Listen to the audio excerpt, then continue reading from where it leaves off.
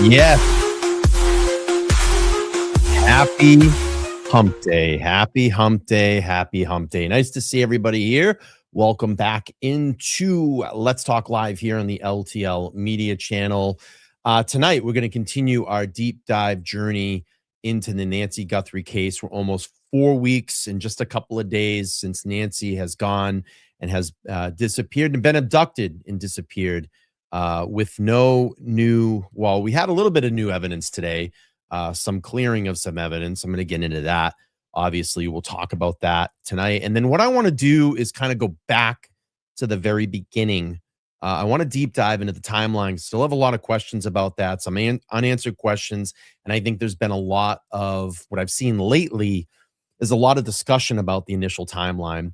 I want to play what we're going to do tonight too is we're going to play the first initial press conference from Sheriff No Nanos, is what I call him. We'll play through that. And then I have a slide deck that I want to go through with all of you guys. And then we'll play the following press conference and see what information changed within a 3 or 4 day span. So let's get into this tonight. Let's see who's here. We're broadcasting across 4 platforms tonight: Facebook, X, Twitch, and YouTube. If you want to come over on YouTube, we have an awesome chat over here. You can join us in the chat. Please subscribe if you haven't done that as well. I got a poll question up here that I've been asking everybody, and I've been kind of noticing lately some kind of crazy things that have been going on here on YouTube. And I'm just wondering if, my algorithm is kind of resetting at the moment. But the other day I asked if you guys are getting my notifications, and like 75% of you said no. So what I'm actually asking you, if you're not getting notifications, or if you don't have the bell notification turned on, turn it on to all. Make sure it's all turned on to all. If you're not getting notifications, the best thing to do is this: just unsubscribe and resubscribe, and that will reset your algorithm. And then just make sure that you're turning your bell notification on. So right now I got 29 votes, 79% are saying yes, you do have it all turned on. Excellent. And if you haven't, 21% of you, please do that, because that really helps the channel and helps us get things set off here. Let me just set another goal here, and then we'll move on with the presentation for tonight.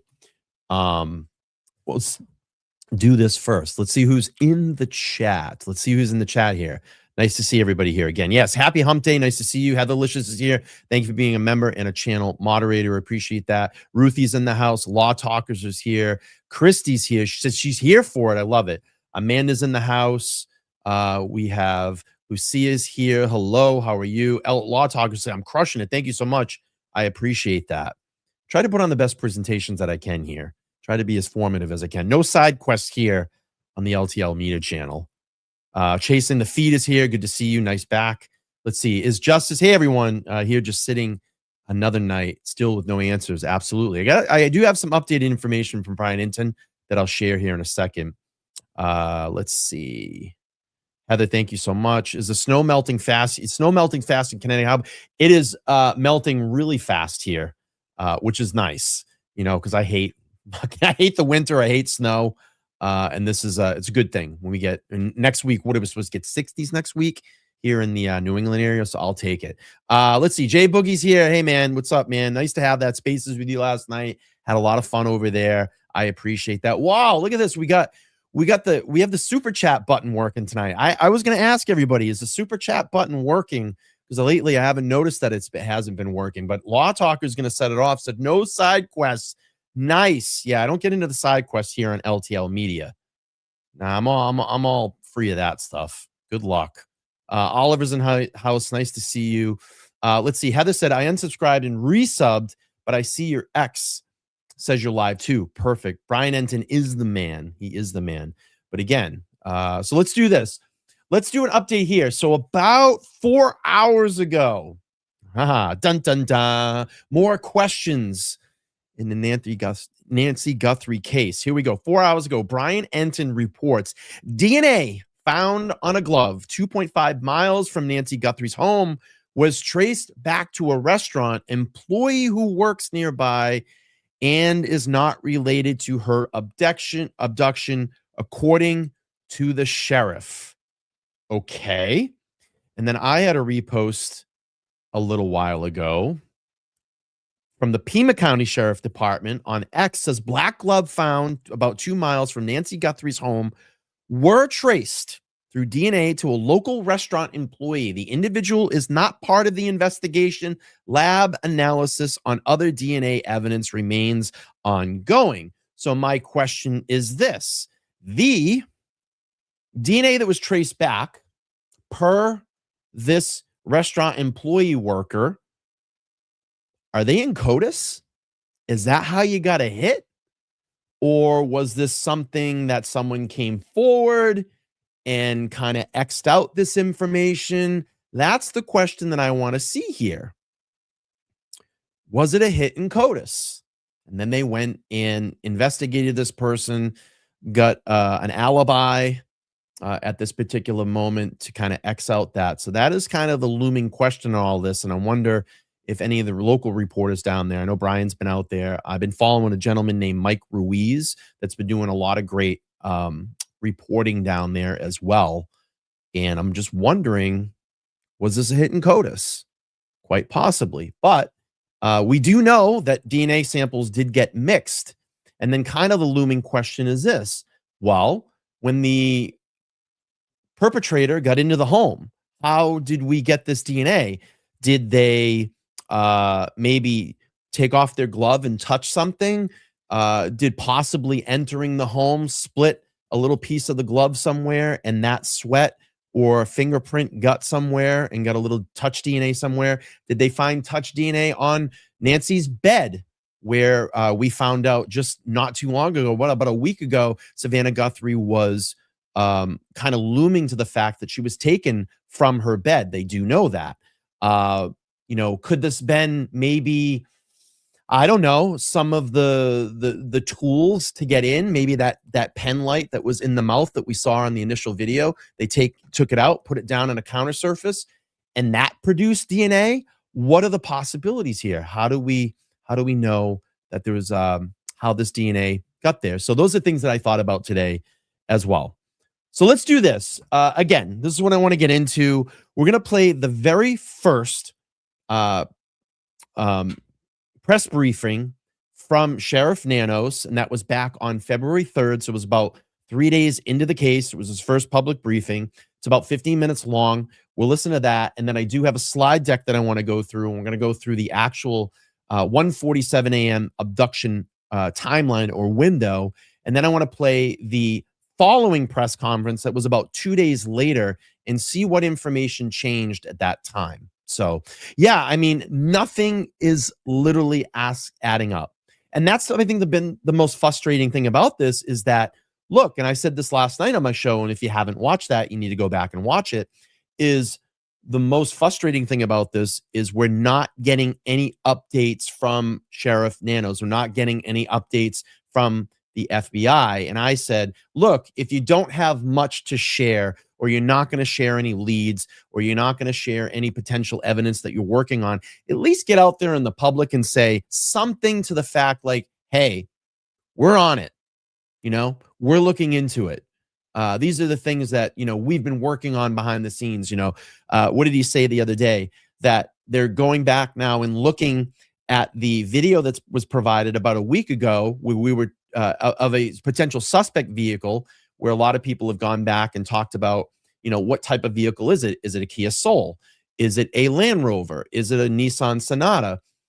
There's been much speculation about that, and Nanos comes out and says, yeah, we know about it, but we're not looking into that. Now they are looking into it. So what is it? It's still a lot of confusing points about this case. I'm not sure if this is by design to distract, but we hear this kind of overall looming thing is that that they're kind of, investigators are tired of the speculation. So come out and set the record straight. Give something back to the community. Let them know they're in Tucson, that you guys are on top of this, and straighten out the record. And that's what I would say at this point. But let's do this. We'll go to the very first press conference by Sheriff Nanos. We'll play through this. Heather says it's like pushing a rock up an endless mountain. That's a good comparison. I like that. I really do like that. That's awesome. That is actually a pretty good comparison. All right, let's play the.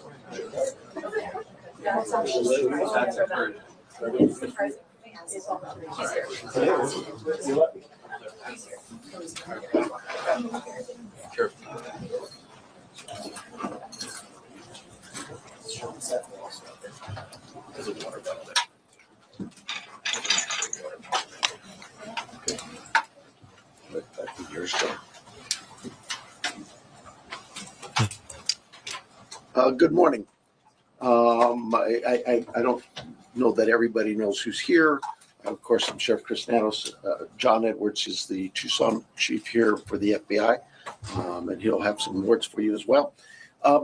This is really, for me, pretty new, all the media attention. So I apologize to you for sometimes I'm speaking in generalities, and I'm not used to everybody hanging on to my words and then trying to hold me accountable for what I say.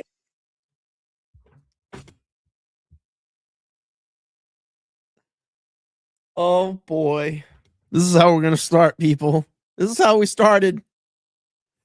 I'm not used to all this attention.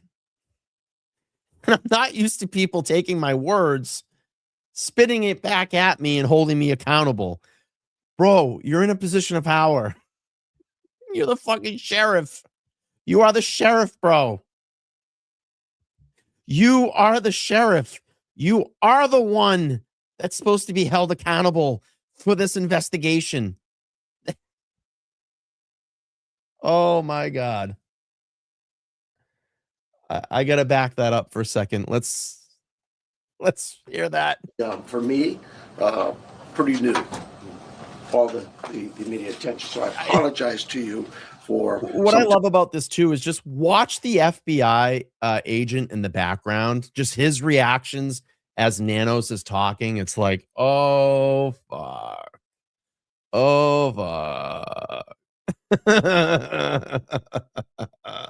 I love this. Here we go. New, all the media attention. So I apologize to you for sometimes I'm speaking in generalities, and I'm not used to everybody hanging on to my words and then trying to hold me accountable for what I say. But I understand. So we're going to try our best to be succinct with you in the future. And also more important for you to understand is we have a lot of work in front of us. We have a job to do. And we have someone's life who is in jeopardy. And so job number one is we got to find her, and we got to work hard to do that.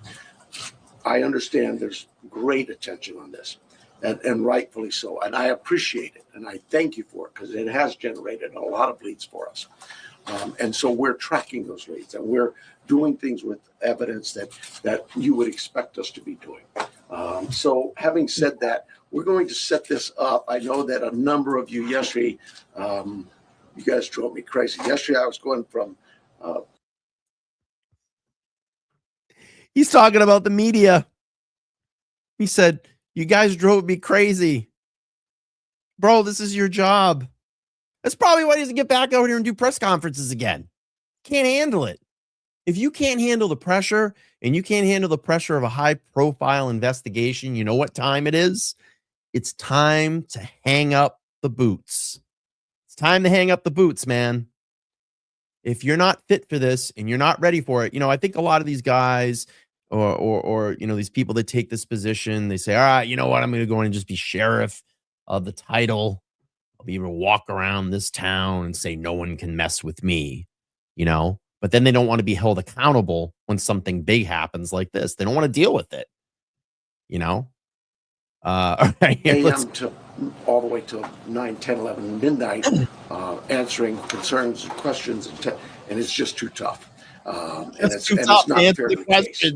So what I'm going to tell you is today we're going to do this similar to what we're doing right now. Here we'll take questions. It's not really my briefing, it's your briefing. You'll be able to ask us some questions.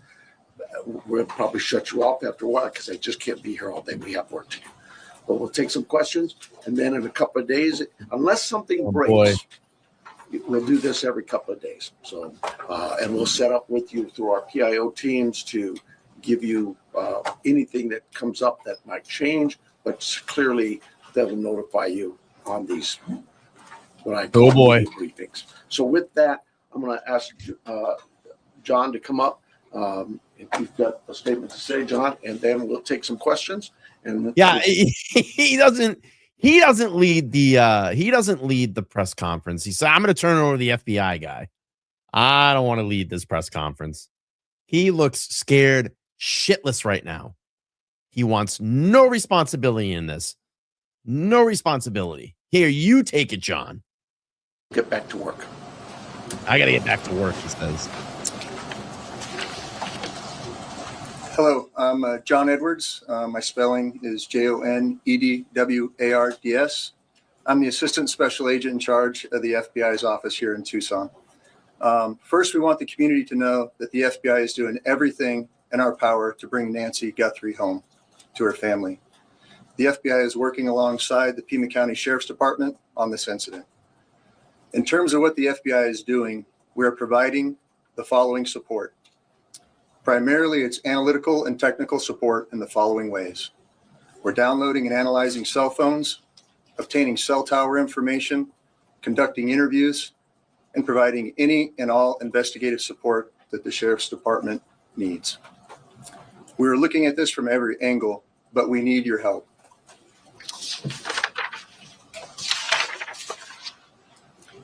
If you live in the area or saw something on Saturday night, the 31st of January, or Sunday morning, the 1st of February, please report it to the Pima County Sheriff's Department or the FBI at 1-800-CALL-FBI. Every lead and tip is important. We are aggressively pursuing and looking into every single one. Again, please help us bring Nancy Guthrie home. Thank you. Uh-oh. Gonna go back to Nanos now? We'll take some questions. How scared he is. Sheriff, is there any indication so far as to whether this was a random abduction or targeted? It's like I said earlier, we're looking at all the leads, and we don't know. We're going to assume both sides of that. We'll look at both sides of that. Do you have any idea what Nancy Guthrie was wearing, or the type of car that she might have left from, or any identifiable information that the public could use to help with those tips? We do not. Sheriff, do you believe that one or more than one person was involved in the kidnapping? I just no clue. It could have been one. It could have been more. Sheriff, How many Is there any indication that Nancy Guthrie is still alive? We know the medication played a critical role here. It's been 48 hours. She needs it every single day. Are you looking for someone that is still alive? We hope we are. We hope we are. Sheriff We said hope earlier we that are. you don't believe. We hope we are. Oh, boy. Okay, bro. There's a wider threat to the public. If you're not sure if it's targeted, why do you believe there's no wider threat to the public? Well, we have crime in Tucson all the time, right? Like any city. And so when you say a threat to the public, is there somebody out there who's kidnapping elderly people in the middle of the night every night? We've not heard that. We don't believe that's the case. We do believe that Nancy was taken from her home against her will, and that's where we're at. Sheriff, when you reference violence at the site, can you elaborate on that? And also, was there a sign of forced entry, any valuables taken, any bank or ATM cards used after her disappearance? We're not getting into that. What I tell you is, like any crime scene, we process this crime scene. We gathered all the evidence we could, to include looking for what? Fingerprints, DNA, camera images, everything you can imagine. And we gathered that out. Those things have been submitted forward to labs, to technological companies to help us. And we're like you. We're waiting for those returns to come back. Did you find DNA that did not belong in that house? The window of time from when she was last seen to when she was reported missing, and I know you guys are asking for help from the public, is there any way to narrow down what time you might be off? Like, I know there was a report about a pacemaker dinging like around 2 o'clock in the morning. Is there any way to indicate to people, hey, look around 1 a.m. or 2 a.m. to help them identify what they might have? I really don't want to get into. Look at the FBI agent in the back. He's just like, oh my God, I can't believe we're going through this. So if you just come in here, I know that someone just asked Is this new or old? We're going back through the timeline tonight. That's what we're doing. We're deep diving through the timeline. I want to see what Nano said in the first press conference. Then I have a slide deck that we're going to go, oh, my voice cracked. Oh, we go through a slide deck tonight that I put together. And then we're going to play the following press conference and just see what changed within that timeline. Okay, let's keep playing this here. Narrowing down the time, because narrowing it down means we could miss some tips and leads. We're working on with the data we've submitted for investigative analysis. We're working to see if that time can be tightened up. But for now, we're going with what we told you earlier. She was dropped off at 9:30, and she was found to be missing at about 11 o'clock Sunday morning. Was DNA of anyone else found in the house? We've submitted all kinds of samples for DNA, and we've gotten some back, but nothing to indicate any suspects. Wait a minute. He said that on this is day 3.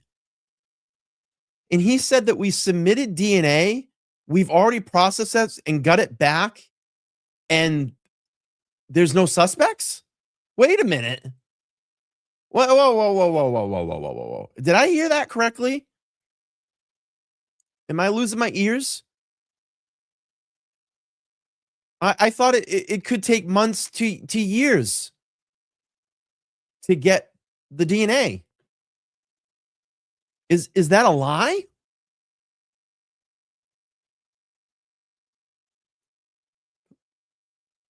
What? We got to go back. Let's listen here. Because narrowing it down means we could miss some tips and leads. We're working on with the data we've submitted for investigative analysis. We're working to see if that time can be tightened up. But for now, we're going with what we told you earlier. She was dropped off at 9:30, and she was found to be missing at about 11 o'clock Sunday morning. Was DNA of anyone else found in the house? We've submitted all kinds of samples for DNA, and we've gotten some back, but nothing to indicate any suspects. What? Anybody strange in the Well, look neighborhood? at the FBI. Look at the FBI guy in the background. His eyes bugged out of his head when he said we got some of the DNA back. His eyes came out of his freaking skull. Watch. Was DNA of anyone else found in the house? We've submitted all kinds of samples for DNA, and we've gotten some back, but nothing to indicate any suspects. Anybody strange in the neighborhood? I know you're looking at video, different surveillance camera, anything that we should be looking out, different cars. I have nothing in that regard. So you don't know what kind of cars to look out for. You're not really too unsure on the timeline. But at this point, you've already processed DNA and it's come back and it's relieved people of being potential suspects. Don't believe it at all. I don't believe it at all. And then come to find out, guess what? Just like you guys were saying in the chat, he lied. Why did you lie? Why did you lie? To make it seem like you were on top of things a lot more? Have any demands been made by kidnappers? We have all kinds of investigative leads we're working on. Sheriff, we noticed that the camera on the front of the house is missing. Brian Do you believe the perpetrator purposely took the camera? Don't know that. We're looking into that as well. Has that scene been fully processed now? We saw deputies leave around 6 o'clock last night. We didn't see tape go up. An Amazon driver was able to walk right up to the door. Is that pretty standard for how you handle this? The scene is done. We're done with the residents. If we need to go back to get, maybe we want to do something with some other piece of evidence there, we contact the family and let them know. But and this is what I said was one of the biggest mistakes in this whole investigation.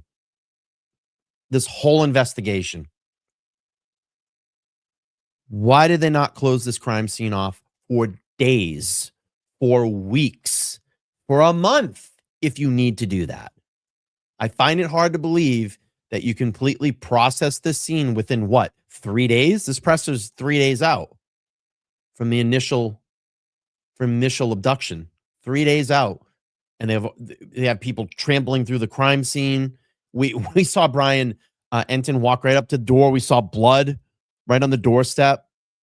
He could just walk right up there. And then he just said that the scene was released back to the family. No, it wasn't. It just got released, a couple days ago, back to the family. Holy smokes. turned that over to the family. I don't have the time, but it was sometime yesterday, I Have believe. you uncovered any tire tracks or any footprints around the house? No. Was there any Sure. kind of Would you please take us through the timeline that you've established of the events so far and with as much detail as you can? 9:45, 9:30, 9:45, we were told she was left at her home by the family. At 11 o'clock in the morning, the family got notice from somebody at church that she was not at church. They went to the home, found her to be missing. That's the timeline. From Saturday night, 9:45, we'll say, to Sunday morning, 11 o'clock. Have you been And able let me to get somebody back here, please. Have you interviewed the people that reported her missing, the people from the church? That's the family. Oh, from the church as well. We're doing all kinds of interviews. Yes, I'm sure we have. Have you been able to access the footage from the cameras at the house? But that's all been submitted, and we're doing our best with those companies who own those cameras or built those cameras. Are there Do any you plans to believe release those videos from the cameras, from the surveillance? Are there any plans to release the video from the cameras, surveillance footage, any of it? We don't even have them yet, so no, not at this time. So that's for the Sheriff, there's a investigation. report of a suspicious man a few doors down last week. Is that anything that you guys Yeah, are? just said he said 9:45. No, wait, it was 9:30. It was 9:30 or 9. He went, it's 9:45. And then he went, oh, it's 9:30. And then, well, it could be between 9:30 and 9:45. So the timeline's jumping just here 3 days out in this press conference to the public, to the world. Yeah, he didn't get anything straight. Well, why is the FBI not stepping in and go, hey, you know what? Step aside here. We'll just straighten this all out for everybody. Why didn't they have just something up on a screen that they could show or a chalk? You know, this is what we think at this point. This is where we're kind of going. This is what the information's leading us to at this point. It's embarrassing. I'm not aware of it. My detectives may be. There's a lot of detective work being done. I'm not aware of it. And I just can't get He's it. the sheriff, and he's not aware of anything that's going on in this investigation. Well, the investigators probably know. I'm the sheriff. I lead the department, but I don't know what's going on. My detectives know. Great. Good stuff. Into those Lots of weeds confidence. or even discuss with you what they may not have learned. For Agent Yes, Edwards, ma'am. Support from the board yesterday, are there specific resources that maybe the board has not granted that would have made a difference responding to this case? Well, you know, that's getting into my own local politics. I apologize. Yes, the board a few weeks ago denied a request for more cameras, more drones, more AI capabilities with our own body-worn cameras, all those things.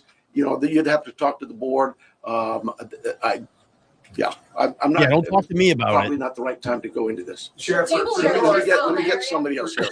Sheriff, do you Yes. believe she's still in this area? Do we Do you believe? believe she's still in this area, or is there somewhere else? We don't know where she is. So we're It's a disaster. like any investigation. We start from the point of where we last saw her and we work out. We're working as far out as we can go. Sheriff, you walk through the evidence on Fourth Street at the house, like any broken windows or whatever. Does it seem like people just went in and out? There are concerns at the house that concerned us from the early on part of this investigation, and that's all I would tell you. Yes, ma'am. Sure, is there any history with Nancy needing police at her place or concerns where she was worried about somebody following her or? You know, our investigative team has looked into all of those things, and that has not been brought to my attention. So she may have had something like that, but I'm not aware of it. What is the extent of collaboration with the federal government? Obviously, FBI is here, CBP. Are there other agencies also involved? CBP's role in it. You see when he kind of went, put his hand out, he's probably like, can you take this shit over for me? You see his hand there? Can you take this over me? Here's the FBI. He's ready to take this over for me. Here we go. Watch Danny. Like, You know, our investigative team has looked into all of those things, and that has not been brought to my attention. So she may have had something like that, but I'm not aware of it. What is the extent of collaboration with the federal government? Obviously, FBI is here, CBP. Are there other agencies also involved? CBP's role in this was in our search and rescue mission, where we constantly use them. They have great dogs. Our dogs aren't tracking dogs for this. Theirs are. And so they came out and did that. Anybody else, though, that we've asked for help from, whether it's the FBI, I know if we needed help from CBP or DEA or ATF, they would gladly give it. I've heard from leadership from all sorts of agencies, not just at the federal level, but across the state. Every one of them saying, Sheriff, you need anything, we're here. Sure. Well, So you obviously Need a said lot of help. investigators, when they got on scene, they found suspicious circumstances. When the family called originally to report her missing, did they say anything about the state of the home? I don't know that. I don't know. Just Hang on, let me make sure I'm getting some different people here. Yes, ma'am. Yeah, so there was blood that was found inside the house and you're testing it for DNA. How much blood and where was it? I'm not saying there's blood inside that house or outside that house. What I'm saying is our team processed a scene like you would think of any crime scene. We go in and we process it. We look for things like that, blood, DNA, any kind of. Like he just told us what 8 minutes ago in this interview that they processed DNA and that it came back and it eliminated suspects. This is day 3. That's a lie. Well, I don't know how they had anybody get up there and let this guy say that. I mean, I know it's in his jurisdiction and he's leading the investigation. And remember, the FBI is here. Yeah, they're right there. I mean, that guy's probably spinning his head. The FBI agent, look at his eyes. He probably can't even believe what the hell's being said right now. Well, if the FBI's over here, yeah, the FBI's here. Oh my God. Evidence, fingerprints, anything. And all of that is gathered and submitted to a lab. That lab will report back to us what they find. So far, that what we found from that lab is nothing that would tell us this is who did this. We'll take a couple more questions and then the sheriff's got to go. Sheriff, can Yeah, you then we're walk gonna through get him the out of here. evidence that was found at the scene in as much detail as possible? No, I cannot. What is the bottleneck to the surveillance footage? I know you said some of it is in the cloud, but you've also been reached out to tech companies that are saying they're cooperating. Why do you not have the surveillance footage on media? That's what I tell them. How come I don't have this? Where's my evidence? It is a process, and I'm sorry, but you know, we're grateful that there's large corporations and companies who have bent over backwards to help us, to say, hey, Sheriff, tell us what you need. And so, yeah, I can't slam them. And we've asked them. They know the urgency here, but I'm like you. What do you mean I don't know that now? Yeah, it's tough. Follow up on an answer that you gave earlier. You were asked if there was Last question. You were asked if there was any ransom, and you didn't say no. You said we're following all leads. Does that mean a ransom has come in? We're following all leads we have. That's all I can tell you. We've got hundreds of leads, and it's from you that produce those leads by telling people we need help, and I'm grateful for that. But I'm not going to get into all that. We have a team designated to deal with all of our leads. They're looking into all of that. We are sharing all of our leads with the FBI. They are helping us in evaluating those leads, how good they are, where their priority should be. And so we're just, look, I know you guys are doing your job and you're doing a great job. But we have a job to do too. And I really need to back away from this for a while, and we'll see you unless it's one of the most important cases that are going on the planet at this time. Hey guys, I know you're doing your job and you guys do it well, but I gotta back out. This is like day 3. He hasn't even been under media pressure yet. And then he's complaining in the very beginning. Oh, you guys had me up all night till like, man, I can't do that. I got work to do. This is insane. This is insane. And this is how this investigation probably has gone the last 4+ weeks. This is how this has gone. That photo right there of the hand, frozen hand, and the mouth and the panic. Oh, holy smokes. something breaks. Unless something breaks, we'll see you Thursday morning. PIO will give you a time frame. I'm guessing somewhere around 11:30. Maybe around 11, maybe 10. I don't know. 9. How about we push it to 1? Maybe. Oh, God. What's your name here today? I need your emails. If you are not on the email list, get with me in the corner. I'll be right by the sheriff's sign, okay? Embarrassing. All right. So that was day 3 of the investigation. Day 3 of the investigation. All right, let's get into this. I have a slideshow presentation that I want to get into here. We're going to go kind of deep dive into this timeline and talk about this. Yeah, I wouldn't feel safe either. I really wouldn't feel safe. And I agree. Yeah. Yes, I saw a meme that said, Sheriff Nanos looks like every bad guy at the end of Scooby-Doo when they pull the mask off. And it's like the sheriff, you know what I mean? That's exactly what he looks like. And I thought that was hilarious. Yeah, day 3 and he's already losing his shit. He gives me Ric Flair vibes. All right, let's get into my slideshow and talk a little bit about some of the things that I kind of delved into today. All right, so we have the 1:47 a.m. timeline. Oh, I love that. Make sure to smash the like button if you haven't done that already. Subscribe if you haven't done that.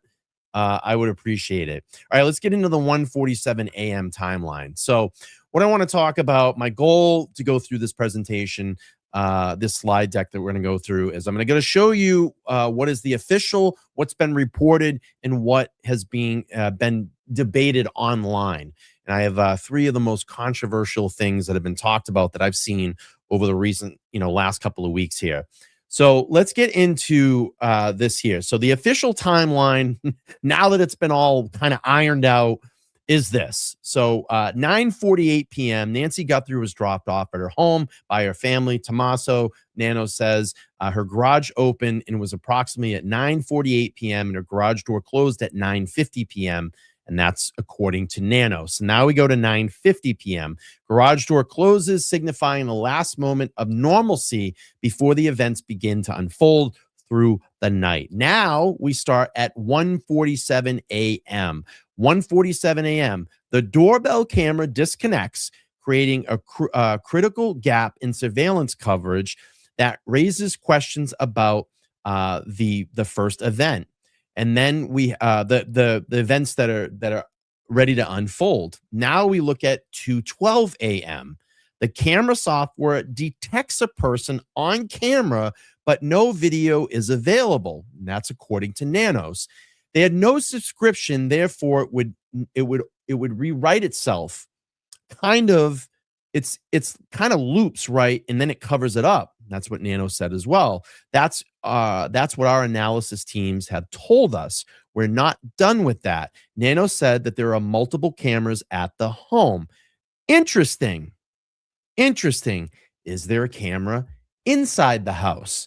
And this is like where I go on this too. Is that a bullshit thing that you're feeding us? Do you actually have video of inside the home and you don't want to release it? What is it? Right? And then we have 2:28. This is obviously where Nancy Guthrie's pacemaker app disconnects from her home, making another critical point in the unfolding narrative. Now we're going to shift ahead and talk about the 3 kind of anchor time stamps here that I find are very critical in this investigation and in this timeline. So key moments that define the timeline of events. Here are the 3 timestamps an entire public narrative hangs on: 1:47, 2:12, 2:28. If you understand these, you can understand why this case is so frustrating and why people are arguing over it.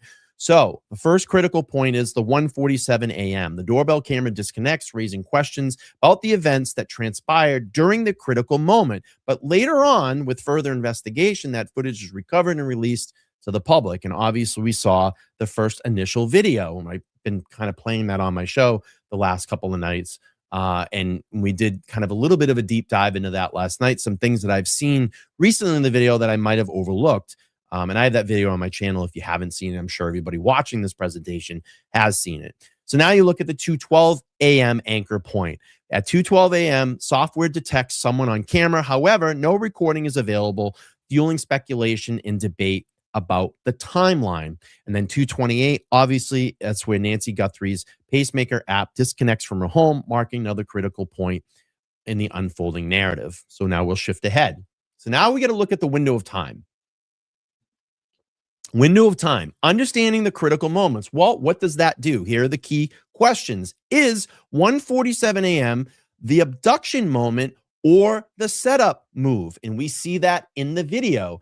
Is that when the perpetrator entered the property at that during the time at 1:47 a.m.? That's where they get into the front door, and this is the actual abduction. Or are they setting it up where that leads to believe that a lot of people have said this too. There may be multiple people involved in this. Maybe they were setting something up in the front to block that camera. So when they leave through the front door, you're not seeing any of the extended video or the actual abduction itself. So there's the question. The timeline window is where surveillance changes and device changes happen, meaning the phone, Nancy's phone disconnects from her pacemaker app. And then this is why the timeline matters more than just theories. So let's move forward. So why 147 matters? To understand the significance of the critical timestamps. So we have awareness of surveillance. Disabling the camera indicates a clear awareness of surveillance, suggesting possible forethought about the monitoring systems in place. But I don't know. That could be possible. But now that I go back and look at this video, and I actually want to pull it back up again, which I saw a movement. And listen, I'm not a body language expert, but I just see things when I look at this video. And let me run this by you guys, you again. The thing that I found very strange about this, and we were looking at this last night, let me just share my screen. And is everybody still with me? Because all of a sudden the chat got really quiet. Let me know that you guys are alive out there. Give me a thumbs up. Do you like this presentation so far? Are you following the presentation? Let me know. All right. So one thing that I noticed here in the video that I found kind of weird is maybe this person didn't realize, awesome. Maybe this person didn't realize that there was a camera there. Maybe they didn't see it until they actually got up close to the door, because what did we find out? In and around that area, I mean, JLR said it, Brian Entin said it, that it gets really dark around, when it's that time of the morning. You barely see your hand in front of your face because of all the non-light pollution out there. That's a big thing in Tucson. It's a big thing in Arizona that a lot of people in the locals fight for, is they don't want a lot of street lamps and things running at that specific time. So, but let's look at this again. And this is something that I kind of noticed on the video last night as I was watching through. That right there, that little kind of like, oh shit moment. And it's like kind of what people do when they don't want to be seen on a camera. Like you ever like turn around and maybe a friend is ready to take a photo of you, or they're shooting a video and you do one of those kind of like, you throw your hand up kind of motion, like, shit. That's kind of what I see here when I look at this footage. And I don't know, maybe I'm crazy. Maybe you see it too. Let me know in the chat. Is this kind of an oh shit moment for the perpetrator? Like, damn, there's that camera there. And they didn't notice it until they got up really close. I don't know. Is that camera have like a little light? I know sometimes in my neighborhood, some of the security cameras that people have on their house, when you walk by, there's a little kind of red indicator light that turns on to let you know that you're being recorded. And sometimes some of them that in my neighborhood actually give like a little audible ping, like they make a sound like ding, and then that red light comes on, right? And that red light comes on. So was this kind of like, oh shit? But as they're blocking it, they start, and I see Christy says, yeah, it looks like he's trying to open the door with the other hand. Let's play this again. There's the block, and then you're going to see the reach.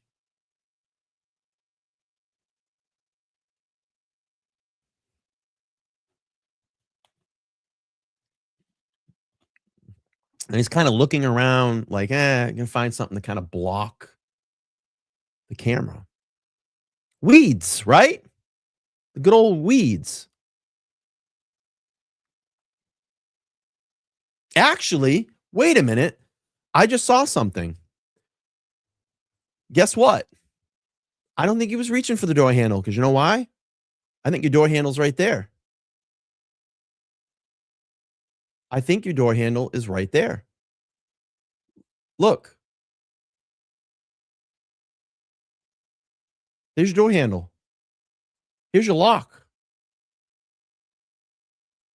Maybe he's trying to block it further. Block the camera further. See the door handle? It's the door handle. I just noticed that. Right there. There's your door handle. There's your bolt lock. Little refracted because of the camera, right? So let's back up here. What was he reaching for?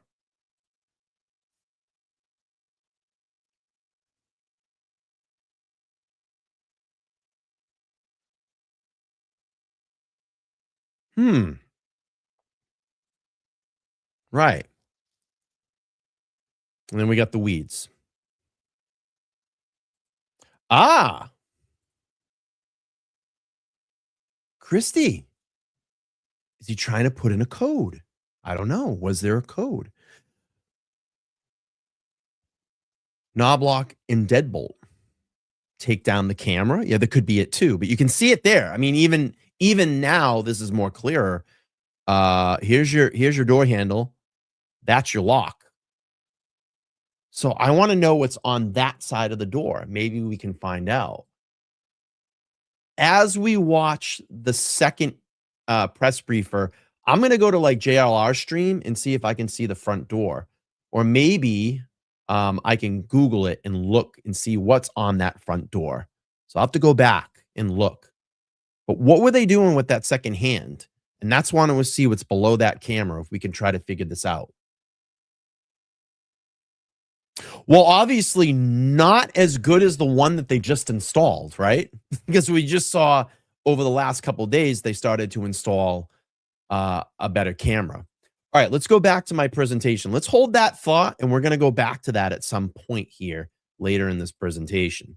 So now we have the blackout window. The gap created, this disconnection forms a blackout window, allowing time for action to occur without being recorded. And then the scene control. This disconnection implies control over the scene by the perpetrator, enabling the individual or perpetrator or abductor to manipulate the environment prior to the events occurring. So this is where it gets serious.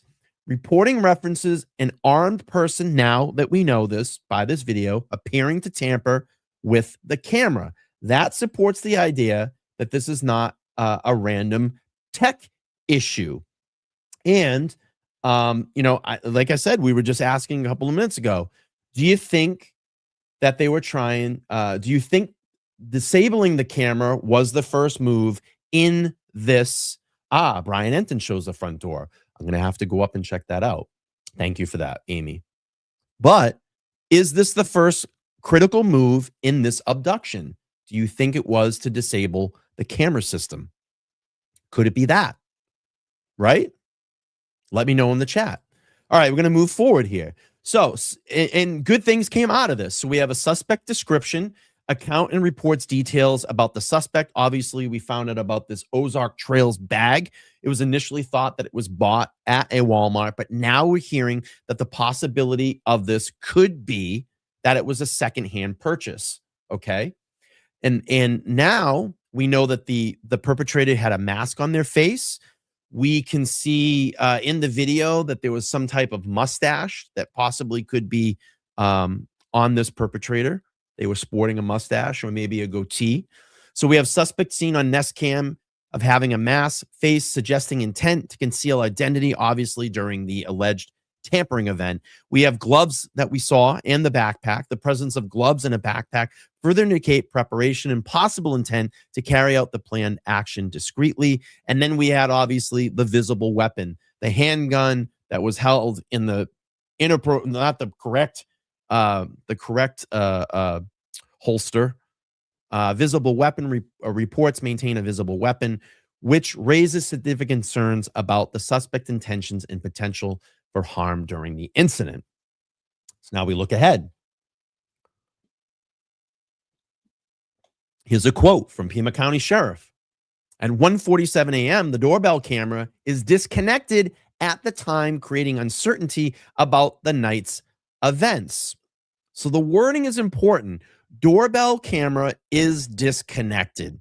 Disconnected isn't the same as destroyed. There are multiple possibilities. The wording becomes the anchor for every interpretation. Now we move forward and we look at the disconnection. Well, what could be a disconnection possibility? Okay, so we can explore the possible reasons for the disconnection event. So we have account disruption. Well, definitely not going to be that. A disruption could be occurred due to an app issue where the settings or credentials prevent proper connection and functionality. Well, it's definitely not that, right? Here it is. Physical tampering. Evidence may suggest deliberate tampering, indicating someone interfered with the device to manipulate its operation or recorded status. And then we have device removal. And we're still, it's kind of, I might change this. I might not have the red X there. I might have a red X and a green arrow because we have never really heard, was this camera officially taken down? Is it still there, or what it could be? So the device could be physically removed or disabled, leading to interpretation of service and loss of recording capabilities. I want to go back and try to find a photo or some video of the actual front door. And I think, like someone said in the chat, Brian Entin may have that, because I think he got video of those blood spots. And if you just pan that camera up, I want to see that front door. I want to see that front door and look at that and see what the perp may have been, or suspect may have been fiddling with when they were trying to block the camera, because we found out the bolt lock and the handle is on the left-hand side and they were reaching around where the right was. All right, so let's move on here. So evidence in the recovery, understanding the residual data and its implications. So we have system logs. System logs can retain useful information even after disconnection, aiding investigators in understanding device activity prior to the incidents. Thank God for that, because that's where we got this video. This is where we got that video. Come to find out, Nancy Guthrie didn't have a subscription, which is actually really weird, considering, let's say, I mean, you look up Savannah Guthrie, you look up her net worth, $40 million. A little weird that you wouldn't have a subscription to your mom's, security system to log all these events in. So that was, it was a little weird. It's like, come on, like, have a subscription. I'm not worth $40 million. I have security cameras inside my house here. And, what is my Ring subscription? Or it's like, what, $9, $8 a month or something. So again, a little weird. So you have cached clips. Cached clips may remain in device memory, providing temporary evidence that could be crucial for reconstructing events surrounding the timeline. Thank God for that. And then you have back-end artifacts. Back-end artifacts, including cloud data, thank you for that, can offer insights to prior activity supporting investigations, even without continuing recording capabilities. So even if a device disconnects, systems can retain logs and cached artifacts. Investigators sometimes recover evidence from back-end systems, i.e. cloud data. This can explain partial evidence without continued recording. Yeah, and that's a good question, Erin. I wonder, let's see. She says, I wonder how long she was without a subscription, if ever. Absolutely. It's a good point. I mean, I would have a subscription, right? When you're going to have cameras, you got to have some type of backup in cloud. You got to have a camera system backed up.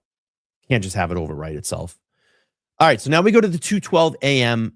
The camera software detected a person on camera, but no video was available. Same person. Was that the same person at 1:48 a.m. or a different person? That's always been the big question in all of this. Are there multiple people that are involved in this? Does this indicate one or two cameras? Is it the first camera? And let's just say that the camera itself was damaged, right?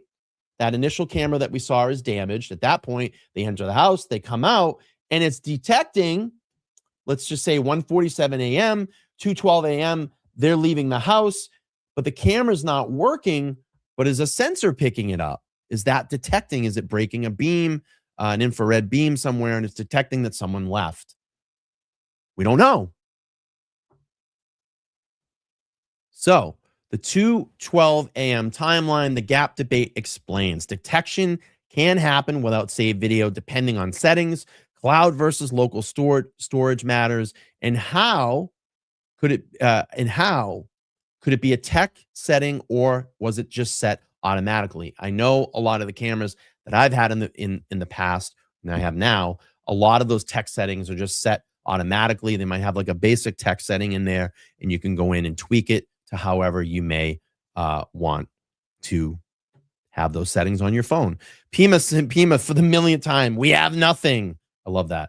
By the way, we got about 400 people watching tonight across all platforms. I want to thank everybody for checking in on my presentation this evening. I really appreciate that. All right, so we move forward here. 2:12 a.m. Trigger detected but not recorded. Understanding the nuances of surveillance technology failures. So you have a motion detection. And I talked about this a little earlier. Motion or AI detection systems can trigger alerts without saving video, leading to unrecorded events despite detection. And I know this just for some security reasons on some of the businesses that I worked on.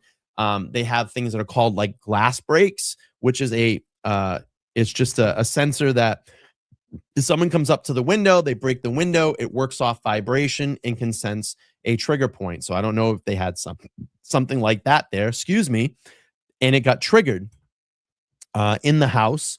Or you can have, like an infrared beam somewhere where it's just running across, you go past and you break that beam, that could trigger something as well. And we talked about even if the camera was damaged, did it have any type of, infrared on there that detects even just a motion when it comes back, but won't give you video. Could be something like that as well too. So you have storage settings. Specific storage settings may prevent recordings from being retained, meaning detection occurs, but the video footage is unavailable. And then obviously we have cloud storage. Difference between cloud and local storage can significantly impact what is recorded and retained, affecting the overall availability of the footage. So it suggests that no clip could be subscription or storage related. If true, detection happens, but video wasn't retained, and that reframes the 2:12 a.m. line to a save issue versus a camera didn't work. That is a possibility.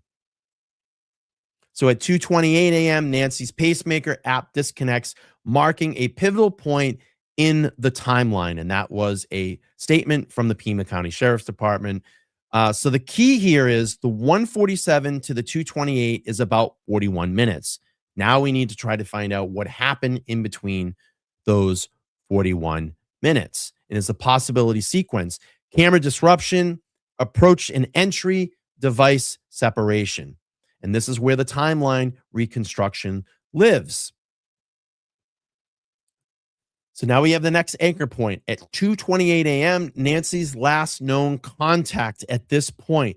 Pacemaker app disconnects from the phone. Public interprets this as something has changed. Was she out of range? Did her phone move? Her phone turn off? Whatever it may be. All those public speculation things around this case, and we still have no full technical detail publicly. They are not letting us know. Why? I don't know. It's very annoying. And then the critical 41-minute window, key interval analysis and implications. Sheriff says, and this was the other day, quoted by Sheriff Nanos via the Today Show, did an interview, said, "We're definitely closer to catching someone." That's encouraging, but is still very vague. And what does that mean? Is it closer to a suspect, a vehicle, a timeline clarity?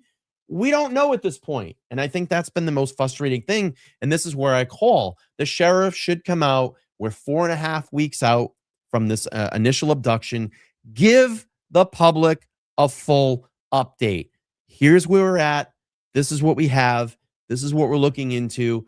These are rumors that we can dispel. We've already looked at this piece of evidence. It doesn't lead anywhere. It's not leading anywhere. We've dismissed this piece of evidence. We've spoken to this person. They're not a suspect. Let's get an update in here, right? And what do you think closer means? Let me know in the chat. What do you think closer means? Does it mean we're closer to a suspect? We're closer to a vehicle? We're closer to a timeline and clarity? What does closer mean? Closer to what? Not having anything else? Closer to what? Closer to what at this point, right? Heather, thank you so much for the 199er. I knew that super chat button worked. I knew it worked. I appreciate it, Heather. I appreciate you. It says, great thought out presentation, Brian. Thanks. I appreciate that. Hello, Matthew. Welcome in. Nice to see you. If you're here, make sure to subscribe. We got a great chat over here. All right, so moving on here. So now we have the controversy, and my photo didn't download here. Hang on a second. Let me just refresh. Sometimes you got to refresh. All right. Everybody enjoying the presentation so far? Let me know. Give me a Y in the chat. Give me a Y in the chat if you are enjoying this presentation. And it's close to the media being nicer to him. Oh, I love that. Oh, man. Oh, God. All right. So now we have the controversies. Let's talk about three of the major ones that I've seen come up. I've seen come up in the last couple of weeks here, right? So is this the same person at 1:47 a.m. or a different person? Does this indicate one or two cameras, right? So controversy number one, disconnected versus detected. Now analyzing conflicting evidence and possible explanations. One, possible resolution. The disconnect at 1:47 a.m. may conflict with detection at 2:12, possibly indicating different systems or delayed or alerts. Come out, be honest, let us know, right? Let us know. Just clear this information up. Missing information, publicly unavailable details include which system registered the detection, affecting the understanding of the timeline of the events. Listen, you don't want us putting rumors out there. You don't want us to put this missing information out there. Get to a podium and clarify this. Sheriff Nanos, you're in charge, right? Come out and clarify this. And then technical variations in camera technology and settings, could explain discrepancies between the disconnection and detection, leading to the ongoing confusion. So most defensible controversy. How can both statements be true? Possible resolutions, different device or systems, delayed notifications and storage settings, missing pieces. Which system generated the 212 software detect line? That's what we need to know. Is it the initial camera that we saw where the suspect entered or possibly entered the home? Or is it another camera or another detection system? Let us know. All right, moving on to number two, the different day debate. Remember this? Someone figured out, wait a minute, he's only got a backpack on in one photo. Sources around the crime scene say that these are two different nights. And you had to have, after that comes out and gets released on the internet, the sheriff has to go back and back this up and now clarify it. And come to find out, they were taken on different nights. So is it possible that this suspect cased the home a night before, a week before, a month before? What is it? Clear it up. Let us know. So the online claims suspect images were taken on different days. Officials push back. Images lack timestamps, so no claims can be proven publicly without metadata to us, to the public. It still remains unverified. I'm going to sip of water. I'm going to number three. This is the most recent one. The speeding vehicle debate. I still think, in my estimation, when I look at this, it's a Kia Soul. That's what I see here. But we look at it. New ring cam footage, the headline from People magazine. New ring cam footage near Nancy Guthrie's home shows car speeding down the road minutes after her abduction. If this is a pertinent piece of the evidence, this is good. This is a good lead. But authorities say are aware of the footage, but have not confirmed whether it's a clue in the case according to reports. Remember, come out, hey, we're aware of it. This has nothing to do with the case. And then all of a sudden, come to find out that we just heard what? Yesterday or 2 days ago, when Nanos has a sit down with Today's Show, oh no, that is a piece of evidence that we are now looking into. So again, you need to clarify this for the public, for investigators. We're all over the place here. What is it? Yes or no? Is it part or isn't part? Right? So we have the online claim. Could be connected to the case. Officials push back, say they checked it out and it's not related. Then days later, they're investigating it again. And again, it's so very confusing. So another piece here, known versus unknown. Known, the 3 anchor times plus official referencing tampering imagery. Unknown, meaning of the software detects. Which system logged it? How did this disconnect occur? That is the $1 million question here. What system logged the 2:12 a.m. time stamp, time anchor? Was it the first initial Nest cam in the front door, or is there another detection system? Is there one suspect, or is there two? This is very helpful.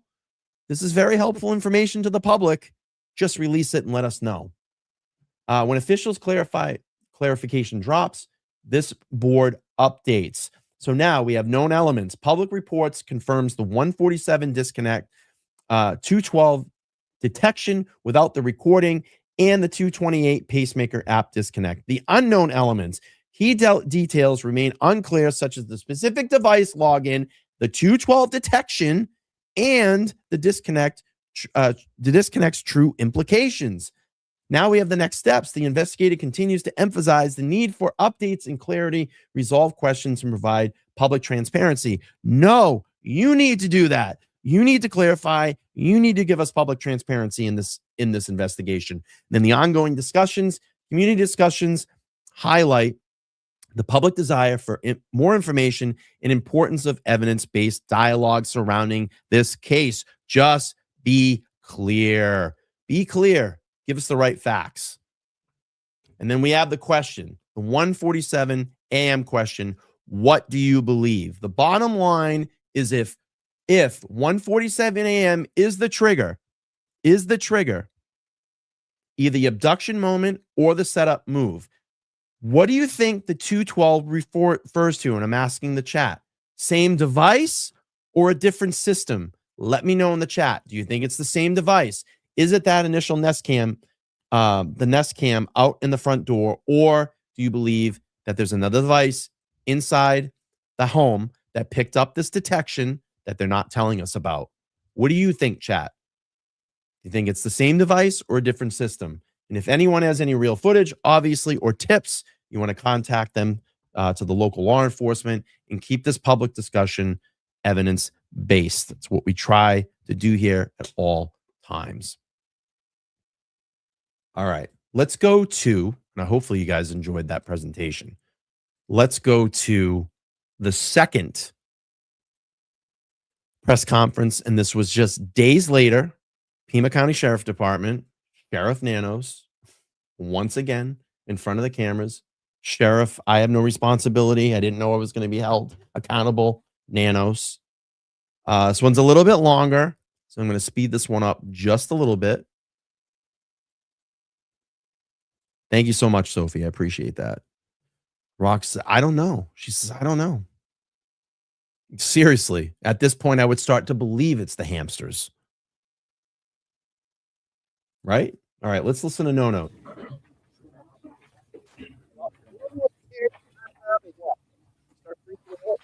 Trying not to cover any of these microphones up. Oh, boy. Good morning.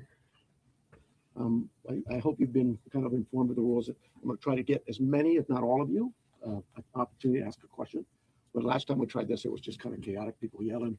So I'd ask that you just kind of be patient with me, pay attention to the questions asked, because sometimes you guys want to ask the same question twice, and you get the same answer. So help yourself, get what you can out of it. I'm going to give you one question and a follow-up, okay? But before we get there, I do have some comments. First of all, I want to begin by offering our condolences to our partners at the state Department of Public Safety's tragically lost 2 members last night in a helicopter crash up in northern Arizona. So if you would keep them in your prayers, Colonel Glover and his team, I'm sure, would greatly appreciate it. Along the same lines, I think you all saw last night, I'm trying to speak up, not yell, because apparently I talk soft. We saw last night the family, they just hurt, understandably so.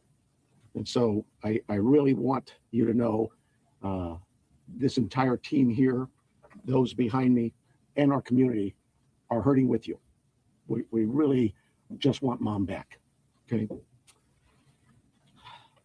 Right now, we believe Nancy is still out there. We want her home. our department, the sheriff's department, along with all of our partners at the FBI, have been working around the clock. And partners at the FBI have been working around the clock. And we just want her home and find a way to get to the bottom of all of this, just as you do. But I have other partners out there who have stepped up, and you've probably noticed them in the last few days, if not the last few hours, and you're going to see more of that. Well, I made a decision to contact our PCRIT team, and those of you not local, that's our Pima Regional Critical Incident Team. It's made up of law enforcement officers from this entire valley. Pasquayaki Police Department, Tucson Police Department, Marana Police Department, Oro Valley Police Department, Pima College Police Department, Tucson International Police Department, Sarita Police Department. There's so many of them, and they are going to help us tremendously. And that's really done because we have so much in front of us still, and we're hoping that, I know the FBI has committed a very large number of men and women to partner with us, work side by side with us. We go do an interview, they're going to be there with us. We're going to go look at some evidence or process evidence. Aaron, this is 2 days later. He's still freaking out. He's still freaking out. They're going to be right there with us. We're sharing every piece of information, all the data we can to get this thing solved. And it's important that my partners in law enforcement know and understand their roles, because it is very large, complex investigation with a lot of moving parts. And we're at that phase now where sometimes we're waiting. Right? We're waiting for analysis. We're waiting for lab reports. But even then, when they come back quickly, for example, some DNA. Okay, he's going to mention the DNA again. How quick did they get that back? But this new DNA, because come to find out what happened, was all mixed. That was a fuck up. Right? They mixed the samples. We rushed what we thought was the best target for DNA. We did a rush through and got some of that back. The results were minimal. I think you all know the blood on the porch. That was one we did. It came back to Nancy. So the results were minimal in the DNA that you talked about 2 days prior to this, where you said, well, we went back and we processed it and we have suspects out of the way. Right? Remember? Now it was minimal. It was very minimal. So what is it? That's what we know. But there's still more items that have been submitted. We just haven't got them back yet. But in the meantime, we're not just sitting on our haunches waiting. We do have a number of leads coming in, and that's why we brought in the FBI for one, but PCRIT as well, to be able to get out there and handle these leads as they come in as quickly and as expeditiously as we can. And every single lead is looked at, every one of them. And so we're gearing up. You probably have some questions about what you've seen in the last couple of days. I'll gladly answer those at that time. But it really is about getting our partners out there. To be fair, when we went to that scene the first night, Saturday night, it was just us. Since then, the FBI and others have asked, can we go and see it as well? And that's what you've been seeing. But it is a very important case to not just me and my team, but this entire community, all of our law enforcement partners. Suspects. I know there's been a lot out there about suspects, and I want to be very clear. At this time, we have not identified a suspect or a person of interest in this case. We are working our best to do that. But to be clear, we have nobody of interest or any suspects that you would consider a prime suspect. We're just not there. We're not there yet. The timeline, I think we've got it on the board, do we not? Oh, okay. This is a timeline that we have been able to develop with some of the things that we've had processed, various pieces of electronics that we've gathered. This shit should have been done. You should have never came out and did the first press conference. They should have waited a couple more days, had all this stuff done, had a timeline that they could put out as an official timeline. Look, and just put out press statements until they were ready to come out and speak. And I think this guy had to run out there because he had a lot of pressure from the media. He was so unprepared for this. He's never encountered anything like this. But this is where you have to have the duty and the training to be ready for a situation like this. That's why you're put into a position of power and leadership. And this guy wasn't ready. Okay. And again, I talked about this. It's just probably the type of person like, hey, I've been in law enforcement for a long time. I'm going to be the sheriff. I'm going to walk around. I'm going to kick the tumbleweeds around. Maybe there's a problem. I have a little dispute. I go over, I handle it. Just the way that it's going to be. Quiet town sheriff, kicking around the dust. Should have waited. Should have put a statement out. Hey, we are still processing evidence at this time. I understand that the media wants us to speak, but we're not ready. And then you ran out there 3 days into this investigation because you're fucking overwhelmed because the media is coming at you and asking you a bunch of questions, and you fucked up and you gave a lot of misinformation in that first press conference. Now you're backpedaling. Now you're backpedaling and trying to square it up, which this should have been done, all planned out. Got the FBI. We heard about it. We heard about the FBI involvement, that he was resistant to it. He should have listened to them, but he wanted to play sheriff. I got it. It's under control. And he got overwhelmed. And then come to find out, apparently now they're working well together.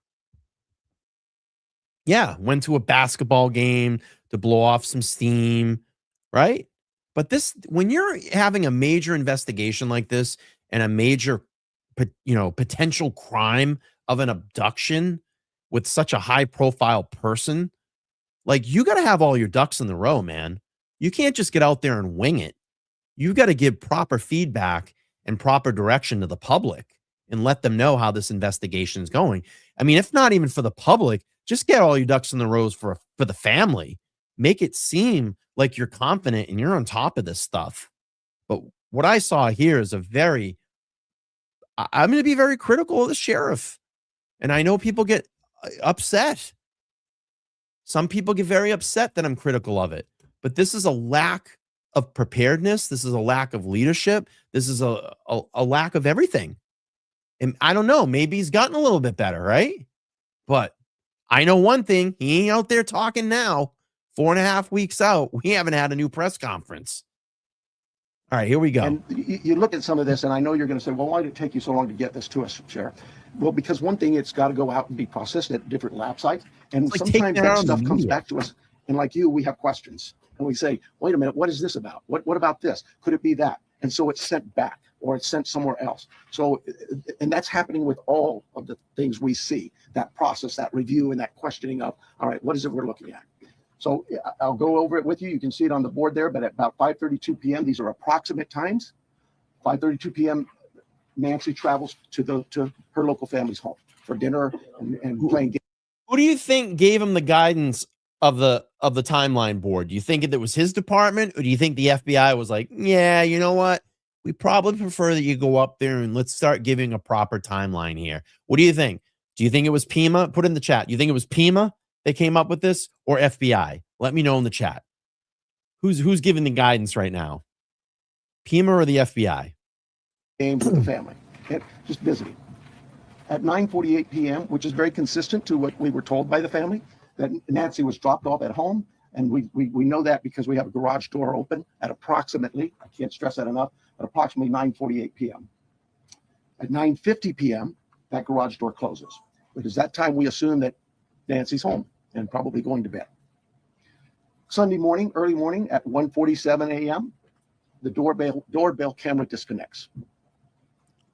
At 2:12 a.m., software detects a person on a camera, but there's no video available. They had no subscription, and therefore it would rewrite itself. It just kind of loops, right, and covers up. That's what our analysis teams have told us. We're not done with that. We'll do all we can, but that's what it says. So it detects a person on camera. Could that be an animal? I imagine that's possible. We don't know that. We just have no video, but we're not giving up on that. 2:28, Nancy's pacemaker app shows that it was a disconnect from the phone. And at 11:56 a.m., the family checks on Nancy, discovers her missing, and at 12:03 p.m., 911 is called in to the Pitt County Sheriff's Department. I believe it's about approximately 10 minutes later, 12 minutes later, our patrol teams arrive, they see the scene, and we start our response with our search and rescue teams and our detectives from homicide and various units. In fact, every unit here, I think somebody questioned, well, how come there's an ICAC member out here or this member. Everybody in our criminal investigations team is a part of this team and part of this investigative effort. I think with that, let me make sure. Now, I want to clarify some things that I may have already done, but yeah, I've gone over with the blood at the front door, the doorbell camera. It was removed. We know that, but we're not confirming that any cameras were smashed or destroyed around the house. I don't know. So he says it was removed. Okay. Or where that came from, but that's something we're not confirming. The car, the car that was at the home, it's just standard investigative practices. It's part of the search warrant scene, court orders. We pull it out of there and do our scene processing with the vehicle. Uber, we did speak to a driver because Nancy, we learned, had been taken the Uber to the family residence, the daughter, for dinner. And we located that driver and spoke with them and got that information. The house, you guys got this, I think, conducting follow-up. I think you said somebody had mentioned that you saw a team out there again last night or yesterday, and that's just, again, what I was talking about before. Our partners wanted a chance to see it and examine things themselves, and more importantly, it's just we're constantly following up on things and go, hey, what about this? So we want to go back and check on some things. Oh, here's the other thing. Someone had mentioned there was forced entry. I have no clue where that comes from. We have been very consistent. We are not discussing that at all, whether it's forced entry or not forced entry. That is something we're just not discussing. So I don't know where anybody got that information. I think I am about done with my piece of this. I'm going to bring up here Heath Yankee, and I think you know him if you haven't been here. John Edwards is the assistant agent in charge with the FBI here in the Tucson office. Heath Yankee is the like, I'm out of here. Agent in charge for the state of Arizona out of Phoenix, and he will come up and speak. Peace. Thank you, Sheriff. Hello, I'm Heath Yankee, the special agent in charge of the FBI's Phoenix division. First, I want to let the Guthrie family know that our hearts are heavy for them. After seeing your message last night, it is clear that you and your family are in pain. Please know that we are doing everything to bring your mother home. The FBI is now working this case jointly with the Pima County Sheriff's Department, and we're going to start today by announcing a $50,000 reward for information leading to the recovery of Nancy Guthrie and or the arrest and conviction of anyone involved in her disappearance, and this will be the missing persons with the reward that will be going out. The FBI has agents, analysts, and professional staff employees working day and night with our partners at the Sheriff's Department. We have deployed additional intelligence and agents from our Phoenix office. We have brought in our critical incident response group from Quantico, Virginia. Members from our cellular analysis survey team are here, and they continue to collect and process digital information. We are actively reviewing and analyzing information from all digital sources, which includes banks, social media companies, phone companies, and any other organizations where a digital footprint could have been captured. All this information provides data points and helps put the picture together. And we will be in the community continuing to conduct a thorough investigation with our partners. You heard about us out there last night. We will be back out there today. I would ask the media, give our investigators the space to do their jobs while they're out there. Next, regarding the ransom letter. We are aware of a ransom letter that was sent to the local media and then to national outlets. As with every lead, we are taking it seriously. We are in communication with the family. And while we advise and recommend from a law enforcement perspective, any action taken on any ransom is ultimately decided by the family. Thank you to those in the community that have called in tips. For anyone out there that may have information, no matter how small you think it may be, please report it. You can do so by calling 1-800-CALL-FBI or online at tips.fbi.gov. My next message is to those imposters who are trying to take advantage and profit from this situation. We will investigate and ensure you are held accountable for your actions. We have made one arrest related to an imposter ransom demand, and a complaint will be presented to a magistrate judge later today. You will get more on that from the FBI and our U.S. Attorney's Office here in Arizona when it becomes available. To anyone that may be involved, do the right thing. This is an 84-year-old grandma. This is an 84-year-old grandma that needs vital medication for her well-being. You still have the time to do the right thing before this becomes a much worse scenario for you. Please return Nancy home. Thank you. list. All right, so you want to call me? You can call me. Okay, so the first person we're going to start with the list is going to be NBC National, Liz Prince. Right here.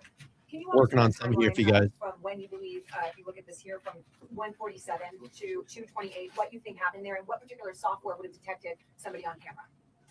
Yeah, I don't. I know we know the software that was there. But I'm not. I'm sorry. I'm just not in the weeds. I know that. Think of your doorbell cameras. Somebody walks up. My wife's. If I walk up, she gets an alert, and it's usually something like that. A person's detected. So to understand them, one, does that mean that it was about a 45-minute span that the suspect or suspects would have been on the property? And then also, does this essentially mean that you cooperated with the tech companies and you can officially say that no surveillance video is available from home? We know that the tech company that we sent that camera off to, yes, they've said they've run out of ways to recover any video. Next person is going to be ABC News, Aaron Petersky. Yeah, I'm sorry. Was what 45 minutes? Can we say it's about a 45-minute span that somebody would have been on the property then, from 147 to 228? Yeah, I think those times speak for themselves, and it is about, like I say, those are approximates. So yes. I'm sorry. Who was next? Did you say? Aaron Petersky, ABC News. Hi, Sheriff. Thanks very much. Is there information that you are purposefully withholding because of the active investigation that might be leading you in a particular direction? You know, this is no different than any criminal investigation that we conduct here. Law enforcement has conducted investigations since 1865 here in Pima County. We're always mindful of what it is that's in front of us and what we should release and can release. There's legal guidelines that guide us, but there's also strategy too. So, you know, I'll leave that for you to determine. Now that you are having such an injection of manpower from the Pima Critical Incident Team and the FBI, we were slow to bring that in at the outset. Should all of these resources been brought to bear sooner? I guess that, you know, it's Monday morning quarterbacking. I do it all the time, so you have the opportunity to do it for me. I'll take that hit. CBS News, Jonathan Vigliotti. Sheriff over here, has there been any proof of life, and has there been any sign of life? I'm going to anything to deal with the ransom notes and that I would defer to the FBI, but no, to my knowledge, we're still looking for Nancy. And for my follow-up question, if I can speak with the special agent, what was it about this apparent ransom note that now 3 days on you first haven't been able to validate, and second, it warranted informing the Guthries of its existence? So the ransom note that was sent out there, obviously every lead in this case we are taking extremely serious. But not everyone is presented to the family. Why this one? Because this was the ransom that came in and it had facts associated with a deadline, with a monetary value they were asking for. So at that point, what were some of those facts, if you can, because there's been a lot of speculation, as you know, if you can set the record straight. yeah, the ransom itself, one talked about an Apple Watch and one talked about a floodlight. We're not going to go into specifics. It's very important that we keep this investigation moving forward, and we don't want to put more facts out there that others then can use to try to profit from this. CNN, next, Ed Lavandera. Agent, I want to follow up with you real quick on that. There have been, as far as we know, I think 3 ransom notes so far, 1 arrest. Are they all different? Or do you think there's different authors behind all of them? Or so the one that went to the media is the one we were currently investigating and working on. The imposter that I talked about, where an arrest was made early this morning, that there will be more information. We believe there's no evidence to connect this to Nancy's case. It was someone that was trying to profit from it, a total imposter. Sheriff, you started off the press conference by saying you believe that Nancy is still out there. Do you have reason to believe that she's still out there alive, or are you fearful of the worst case scenario here, that she won't be found alive? Well, I'm certainly fearful of that. I think we all are. But it is we operate from a position that until we know she's out there, she's alive, and we're going to continue thinking that way until we find her. Fox Digital, Mike Reese. Yeah, sorry, Mike Rose from Fox Digital. Sheriff, you said you've identified no suspects. Have you ruled out anyone she was with on Saturday night? You know, we've talked to so many. I'm sure that my investigators have feelings about this one's clear or this one isn't. But no, I wouldn't say anybody's ruled out yet, because what if I rule you out and then later I learn something else? No. So my follow-up, you mentioned that you don't know where the reporting of a forced entry came from. Do we know how whoever did this got into her house? That I would not discuss with you anyway. Fox News, Paul Morrow. Question for Agent Edwards, if I may. Agent Edwards, will Bureau be submitting the DNA for investigative? He's a nervous Nelly. Investigation relative to maybe getting a relative, somebody if you will.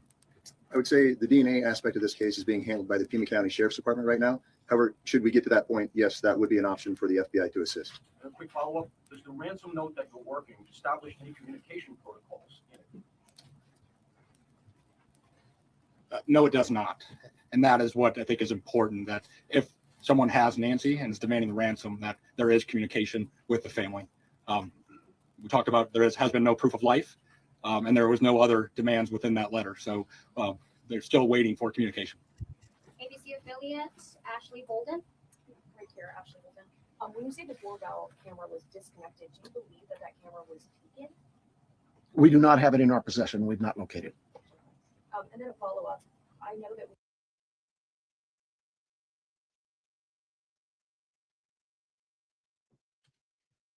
I'll go back and listen to that again. Now I'm starting to believe that that camera was taken.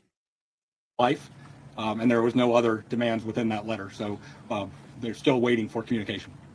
ABC affiliate, Ashley Bolden. Let's listen to this again. when you say the doorbell camera was disconnected, do you believe that that camera was taken? We do not have it in our possession. We've not located. And then Guess what? And that leads me to my suspicion correctly. Look at this. So I did a side by side. Here's where that Ring camera would be. This is what the Ring camera would, that Nest camera would look like. Does that look the same? It looks like something's missing here. Right? But I'm trying to go back to the video and try to think about what this suspect was doing on that side. Remember, we watched, and then they did one of these, but they weren't grabbing for the handle because we've established that. They weren't grabbing for the bolt lock because we've established that. So what were they doing? Remember, they blocked the camera, but they were down low. Were they reaching for this? But that would be the doorbell, wouldn't it? Right? So it looks like this has been pulled off. You don't see the camera there. They pull it off and bust it. Or looking through the window. Could be that. Right? Hand on the window. I don't know. Do you want to go back and look at the video again? Let's look at the video again. Let's look at the video. Let's see. Let's look at maybe pulling on the bell. Pushing the bell. You think they were pushing the bell? Is that what you're saying? Let's watch the video again. Remember, so here, let me give some context here. Let me get my little pointer out. So, door handle's here. Bolt lock is there. That's the outer security door. Right? We'll play the footage. I'm going to slow it down.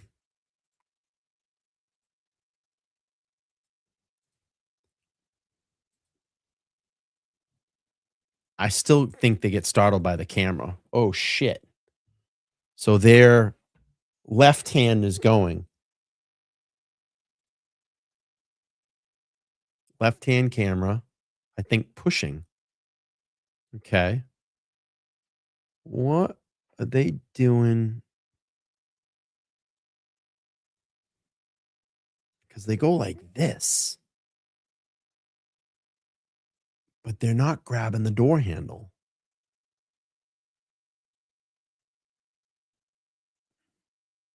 Because the door handle's here. Pushing at the door.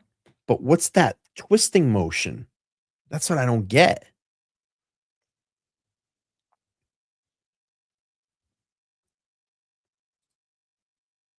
See? There's like that subtle twist. What are they twisting at? Camera's up. It's not like it's up high enough. It's more down, but they're not twisting the door handle.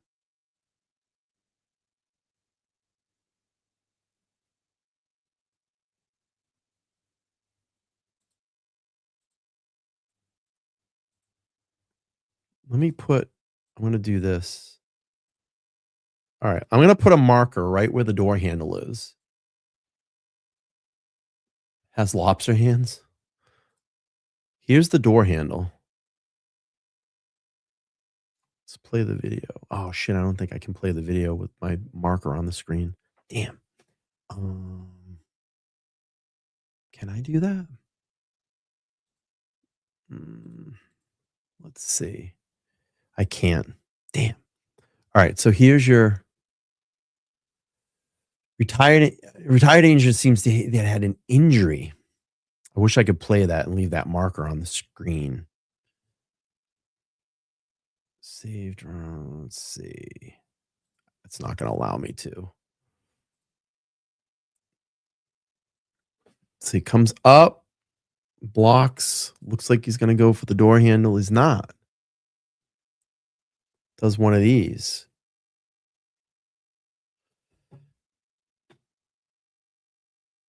It's twisting above, which is weird. Let's go back to, he reaches over towards the camera. I don't know.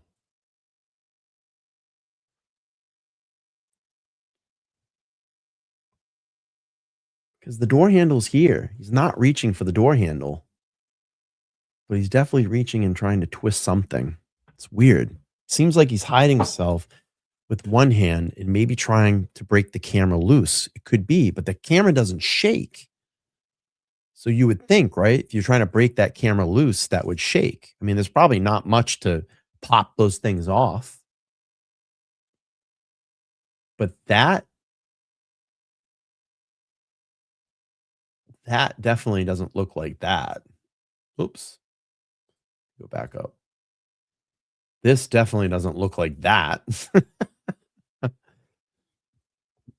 Kelly seems to think he's trying to take the camera down.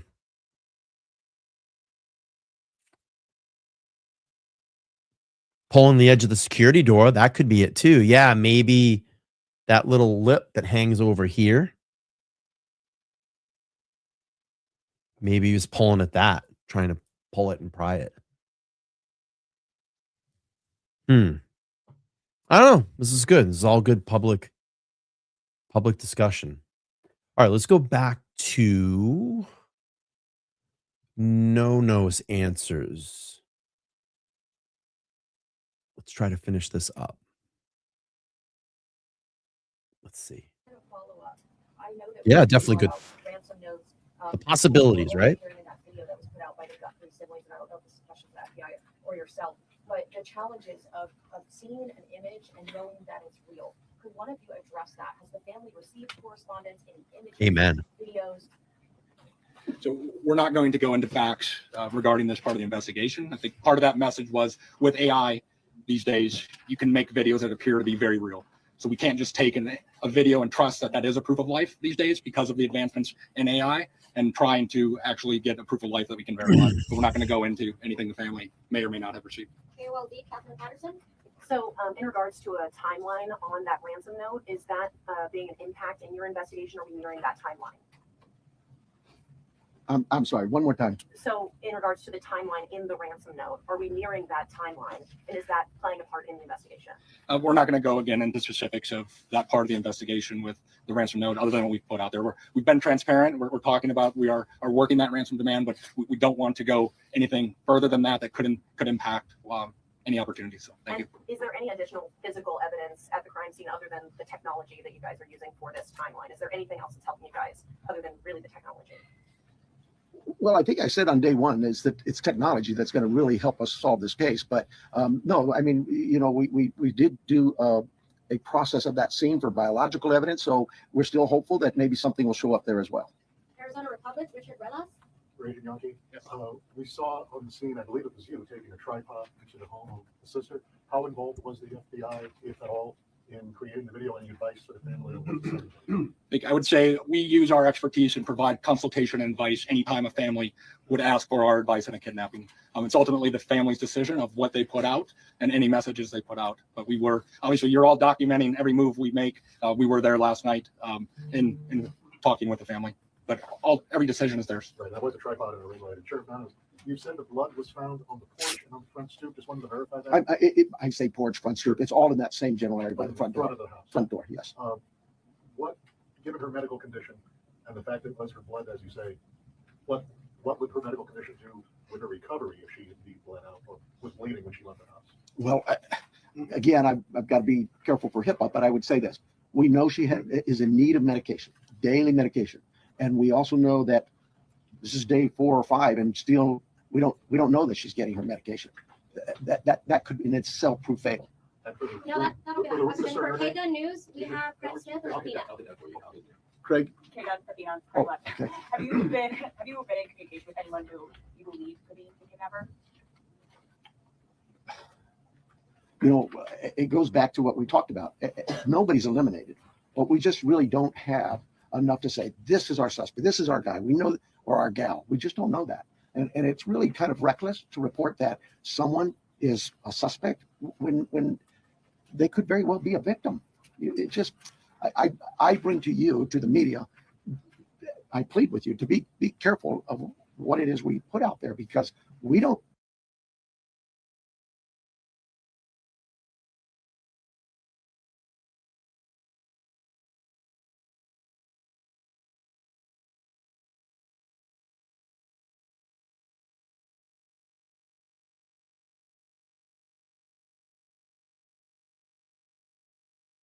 Muted.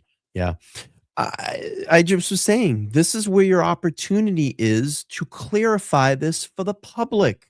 Clarify it for the media. You are giving very confusing information. In this case, 5 days out. This is the second presser. 5 days out. And you have confused everybody. Everybody in this case on everything you have done. To this point, 5 days in. And I talked about this before. Probably wasn't the best idea to run out there during the first presser. Probably should have got all your ducks in a row before you started having a first presser. But you had too much pressure on you because everybody was coming at you and it kept you up till midnight. Well, guess what, dude? It's part of your job. It's part of your job. You're going to get overwhelmed sometimes. You're going to have a lot of crazy situations sometimes, especially in a high-profile case like this. It happens. Here we go. Have anybody here listed as a suspect, and you could actually be doing some damage to the case, but you can do some damage to that individual too. This is social media is kind of an ugly world sometimes. And how far out have you expanded your search? You know, I would tell you this. Look, nothing's off the table. If we get a lead that there's somebody, hey, you've got this over here or over here, we're going, and that will expand and expand and expand. I think the FBI with their billboards, they're now planning to put those up at every state around here, at all of our neighboring states. So, we use you, the national media, the FBI with their national outreach to affect that for us. But as far as the actual investigation, naturally the scene is the primary, and we just keep spreading it out as we get more and more leads. Court TV, Cody Thomas. Sheriff. Actually, my question is for Agent Yonke. You know, we saw Savannah Guthrie and her sibling family put out that video last night on Instagram addressing, the tragedy that this is, but also addressing the ransom letter saying they're ready to talk. My question is, did the FBI or any other agency help them craft that message to put out on social media? Like I said to the previous question, we have an expertise when it comes to kidnappings. And when families want advice, consultation, expertise, we will provide that. But the ultimate decisions on what they say and how they put that out rests with the family itself. And as far as suspects, I know we haven't identified one, but what type of suspect or suspects do we think we're dealing with here? At this time, like the sheriff has said, there is no primary suspect identified, so it could run the gamut. So. KPNX, Troy Hayden. Are you actively investigating the son-in-law in this case? There were reports earlier this week, and you refuted that. You said you haven't eliminated everybody. Have you eliminated him or come close to it, or are you actively looking at him? We're actively looking at everybody we come across in this case. Everybody. We would be irresponsible if we didn't talk to everybody. Really? I didn't see that. Really? Let's see. Is there any updates? Thank you for giving me that. Do we have, because I don't see it on Entin's X. I don't see anything. Hang on one second.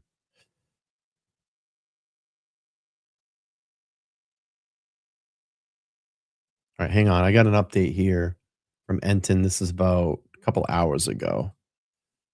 But I don't see anything as far as that kind of update. Let's see what he said earlier. Hang on. Because if that's true, that's definitely a horse of a different color. All right, this is Entin a little while ago. Let's see what he says here.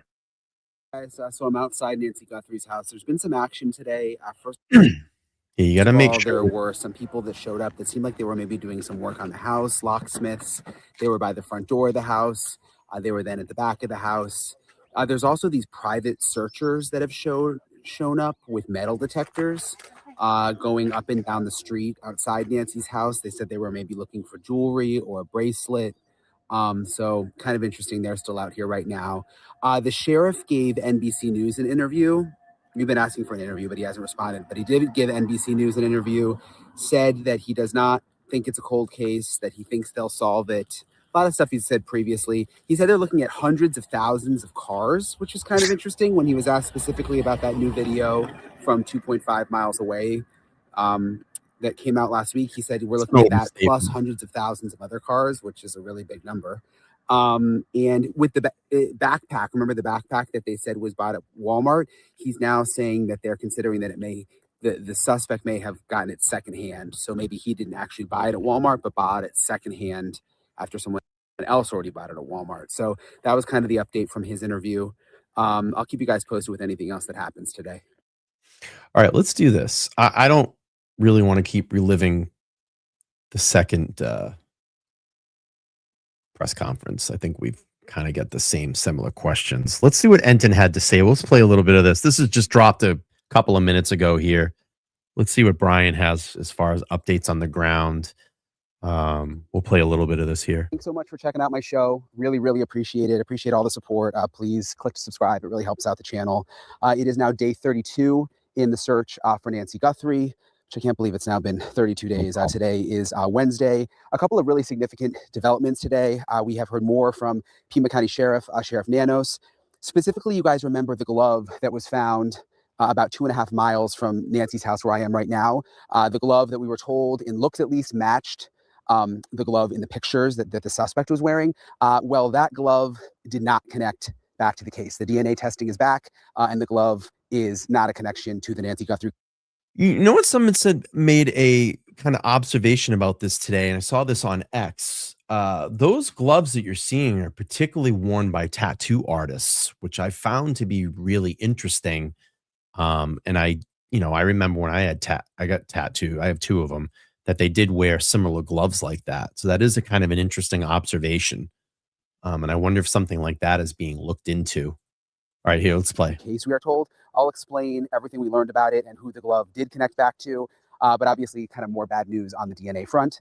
Also, you guys remember the United Cajun Navy? I interviewed one of their members last week, I think it was. They have wanted to search here, and they have a huge, huge amount of resources that they can call in. I mean, like dozens of canines, drones with like flare and sonar. I mean, really, really advanced equipment and volunteers that will come in from all over, former law enforcement. They really know how to search, from what I'm told. And I actually got my hands on their operational plan, the plan that they submitted to the sheriff's office, which is very detailed. I mean, it's like more than 40 pages. I'm going to go through it with you in this episode, and then also sort of ask the question of why the sheriff is not allowing them to search, and they don't want to do it until they have sort of the blessing of the sheriff, and they kind of want. Hey, listen, there's been some controversy about the Cajun Navy. I know JLR has gone back and forth with them. I just found it very strange, and this is my critical point about them. Why is it that they showed up weeks later, but only showed up a day after the $1 million reward was offered? I found that to be a little strange, right? Why wouldn't you show up on day one and say, here, we have all these resources, we want to help? It took $1 million reward to get out there and put up your resources. So I don't know. That was my criticism of them. And I've heard that they've kind of done this in some other cases as well, too. Right? Oh, here we are now.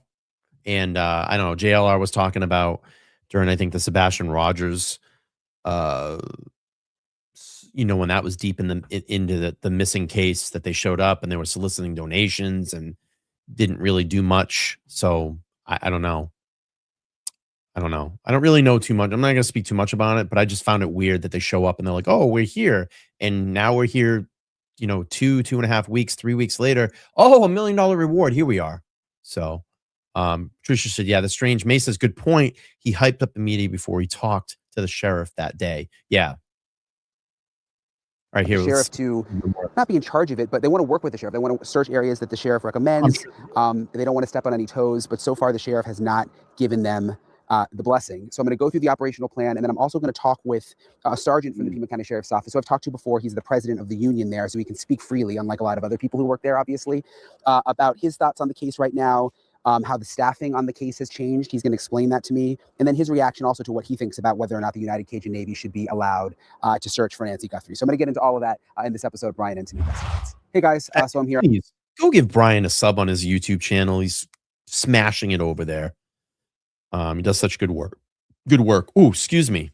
And another guy that I would say too is Mike Ruiz. You can find him on X. It's Mike R Reports on X. He's been doing a phenomenal job, and of course JLR with the pretty much 24-hour coverage down there. Outside Nancy Guthrie's house, and I wanted to go over the latest updates with you today.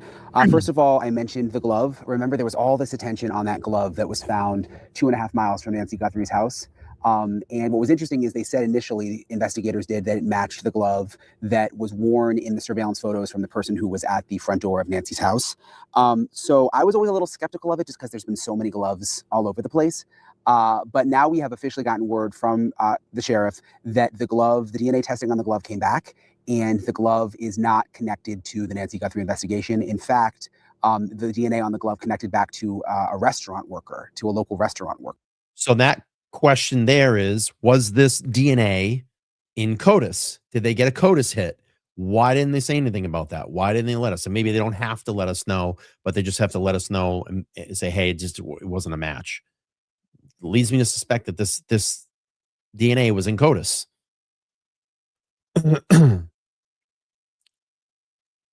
That they have cleared and say has absolutely nothing to do with the case, which again does not surprise me because there have been so many of these black gloves all over the place that we have seen. People just drop them all over. They're used for all sorts of different things. As I told you guys, chefs use them. People working on houses use them. Hairdressers use them. They're really, really common. So when I heard about this one found 2.5 miles away, I was skeptical that it was actually going to be connected to the case. Also, just because if you think about it, would the suspect really take the gloves off and just toss them off on the side of the road? And this specific glove was found right on the side of the road, on a very busy road. So would the suspect have really done that? Again, I was skeptical from the beginning, and now it's confirmed that that glove, the DNA testing has come back, and it was not connected to the case, and it's this restaurant worker. The sheriff says they're still waiting on other DNA results. Remember, there's been some frustration because the DNA is not great that they collected. It's mixed is the term that they use, so it is harder to test. In fact, it's even been hard to put into the CODIS database because they've got all sorts of technical terminology, but it's mixed. So it's taking longer than they would have hoped to get all the DNA testing back. Hopefully they'll be able to put it into a genetic genealogy database because that could really be key here. I've talked about it before, similar to what we saw in the Brian Koberger case, where they put it into these databases and they can find relatives of people, even distant relatives, second, third cousins, aunts, uncles, and then try to zero in on a suspect that way. So that all remains ongoing at the Florida lab where the sheriff sent the DNA. Remember, the sheriff decided to send the DNA to the lab that they're used to working with in Florida. FBI at one point wanted some of it to go to Quantico, but it is at the Florida lab, and we're gonna have to wait and see if they can work it out and hopefully get the DNA from inside the house, make it usable enough to be able to test it up against some of these genetic genealogy databases. I'm going to talk to Sergeant Aaron Cross in a second. Again, he's with the Pima County Deputies Organization, and he's going to go into more detail about this next topic, but I wanted to just give you guys a little bit of the headline here. So remember, we heard from the sheriff's office that they were refocusing resources, which was kind of hard to understand what that meant. So what Sergeant Cross tells me is that it is going to be 4 detectives and a sergeant who are now going to be moved to the FBI office in Tucson to be part of a task force. So 4 detectives and a sergeant, so 5 people from the Pima County Sheriff's Office will be part of an FBI task force, actually working out of the FBI building in Tucson, I'm told. Before it was...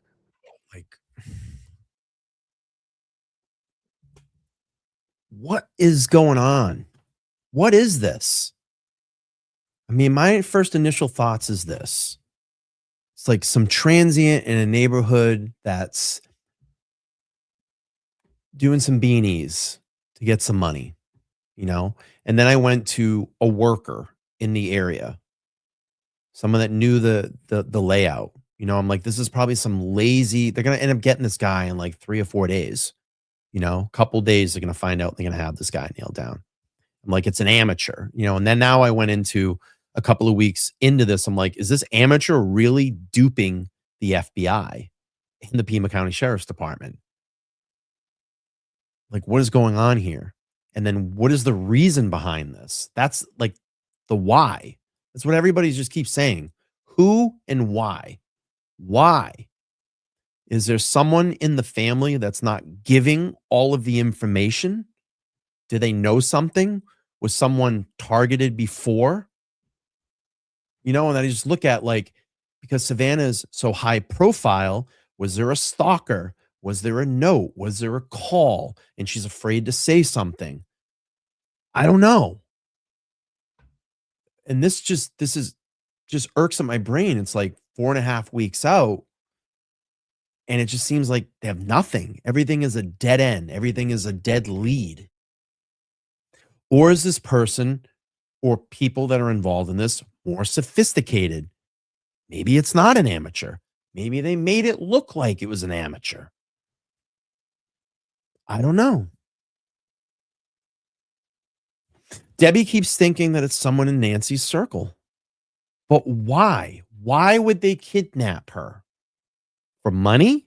Well, if it was for money, why wouldn't they just come out anonymously and take the money at this point or try to get the money? You know what I mean? You know, $1 million to someone is pretty enticing if they're in a really desperate situation. Or even if it's just like you would think that someone would know and crack. $1 million is a lot of money, is enough money to try to get someone to crack. Right?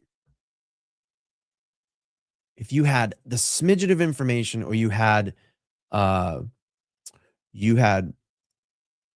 just something to give to someone, a tip for $1 million, you know, and I think that's what they were hoping. All right, let's keep playing here. Pretty much almost every single detective, I'm told, in the Pima County Sheriff's Office that was working the Nancy Guthrie case. That obviously was not sustainable because there are other crimes in Pima County that have sort of just been put on the back burner. And so they couldn't have all the resources of the sheriff's office forever going towards this case. So now it's going to be that group who's going to be devoted solely to the Nancy Guthrie case, and they will be working out of the FBI office, which it seems like they're collaborating well together now. Remember earlier on, there were questions about whether they were sharing information. The FBI, through sources we have, complained about collaboration with the local detectives. But that seems to be working out now. And especially now that they're going to be out of the Tucson FBI office, it seems like they're going to be collaborating well together. And some people have sort of been like, oh my gosh, like this is terrible, less resources. But I'm not sure I would really look at it that way. I think it's going to be a more focused approach now that they have this task force and that there are 4 detectives and a sergeant just working on Nancy Guthrie, plus everyone from the FBI. And remember, there's a ton more FBI agents also working behind the scenes. There are still many on the ground here in Tucson, and then there's a whole group of them that went back to Phoenix, working out of their Phoenix command center. And remember, the FBI has said that they're going through thousands of hours of video, which I always suspected was probably traffic cams. And then the sheriff said that they're looking at hundreds of thousands of cars, which I told you guys yesterday. So it does make sense that that's the video that they are looking at. And before I get to my interview with Sergeant Cross, I want to talk a little bit about the United Cajun Navy. You remember they are here. They at least have one representative here who's trying to work with the sheriff to get the sheriff to approve their plan to help them search for Nancy Guthrie. And so far, I am told that the sheriff has not signed off on that. And the United Cajun Navy doesn't want to start their search until they have the sheriff's blessing. So I got a copy of the operational plan that the United Cajun Navy submitted to the sheriff's office. And it's 41 pages and it's really detailed, a lot that I didn't expect. I want to kind of go through some of it. Oh, I've actually sped up the video a little bit. So we're, just in for time constraints because we've been on air almost 2 hours. And so I've sped the video up. with you. You can see it says tactical operational packet, search for Nancy Guthrie and all the different organizations that they work with, presented to Pima County Sheriff's Office.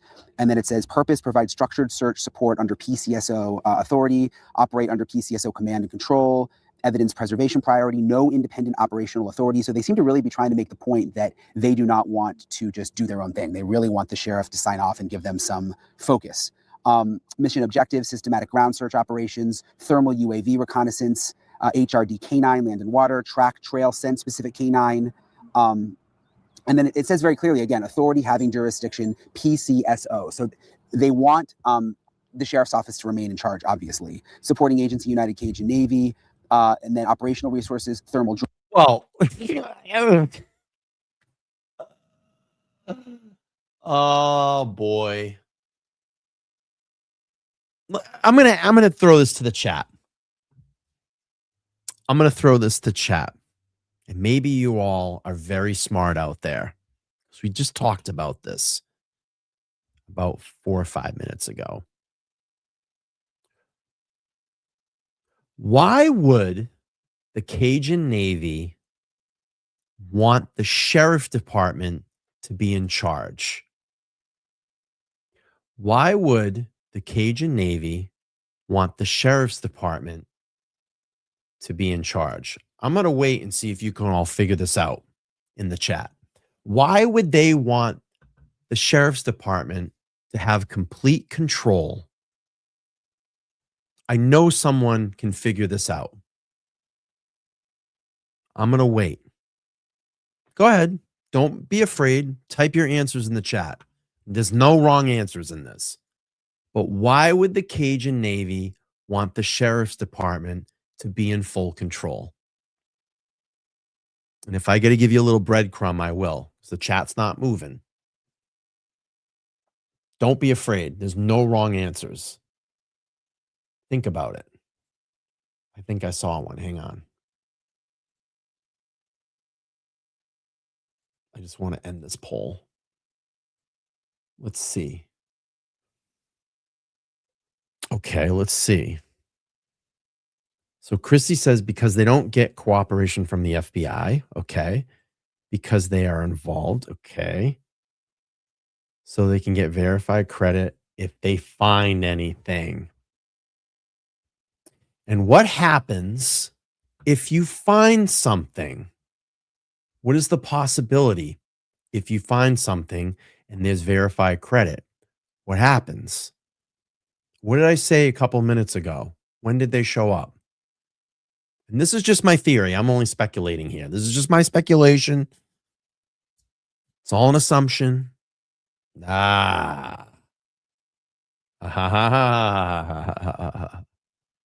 Right? It is a possibility. I'm only assuming. I'm not. It's alleged.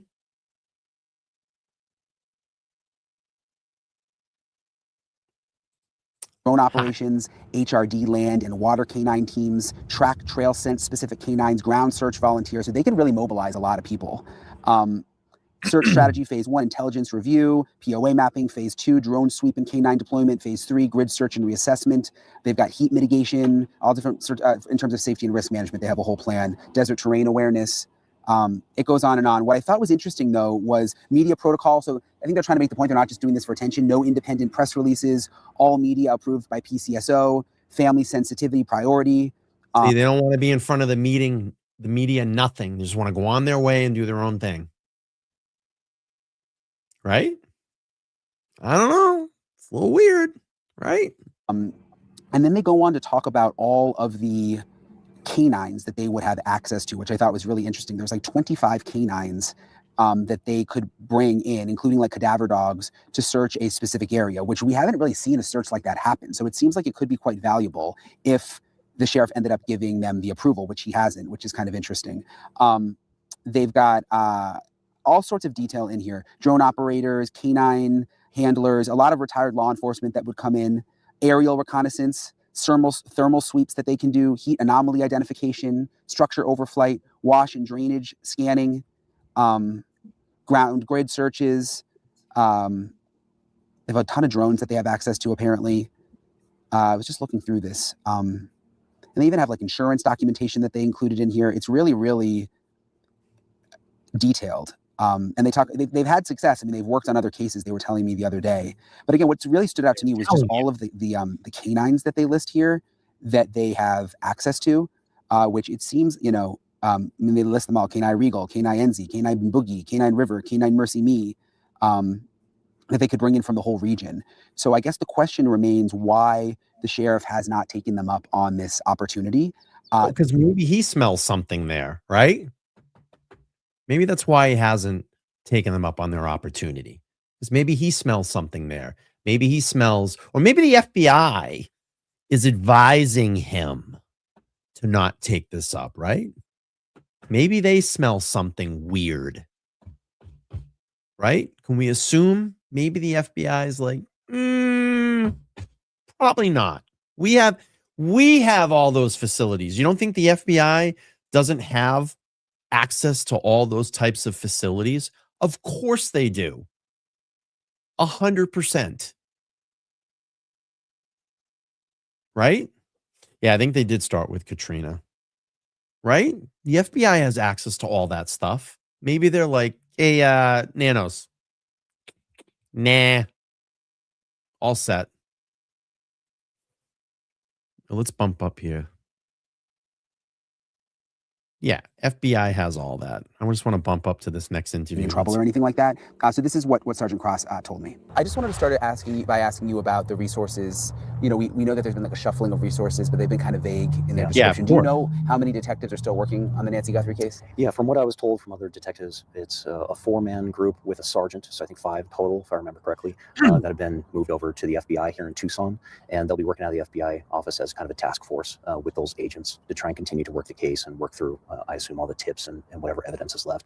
And then the remainder of the detectives that were kind of working the case ancillary, they've been tasked with just finishing up what they're doing and then going back to their regular duties. Is that a good thing? It's hard to say. Everybody wishes that we had some hot leads that we're, the whole department's working, trying to run down to solve this quickly. So the fact that we're reducing the amount of manpower working it, it's hard to say what kind of sign that signals. Is the task force a good sign? I mean, because I know there was we reported on issues between the sheriff and the FBI early on, but now that they're working on one task force, is that positive? I hope so. I hope it's a more collaborative effort with the federal agency, helping us out. I think that's better if they're under the same roof, working together side by side. That's certainly better than one side working out of our area and then the FBI working out of their offices. So I hope that helps in some of the communication and collaboration. Are the detectives still working on it experienced, do you know? I don't know exactly who was sent over there. I hope so. We have experienced detectives that have a lot of homicide experience. They just weren't assigned to the homicide unit. So obviously everybody's preference would be to grab those guys and send them over to utilize their expertise, because expertise and experience is hands down the most important thing that a law enforcement officer has. And particularly in tough cases like this, that expertise is just priceless. And it came out today that, I don't know if you saw the glove 2.5 that was found 2.5 miles away is actually, the DNA came back to like a restaurant worker who has nothing to do with the case. I guess I wasn't really that surprised by that. These gloves, to me, there's been so many. Yeah. It's given the proximity to the home, it was always kind of a long shot. I think last time we spoke, I said we were hoping that we would get lucky. But I think everybody thought that it was quite a long shot that would be related to the case. So it's a dead end, but not certainly a dead end for the case. The investigators will keep grinding away. How are the deputies feeling overall? Because obviously you're the president, you have a good gauge on that. Sure. It's tough to say. The deputies, as I mentioned previously in our first interview, they weren't impacted as much. Some of them were assigned to the home on that security post.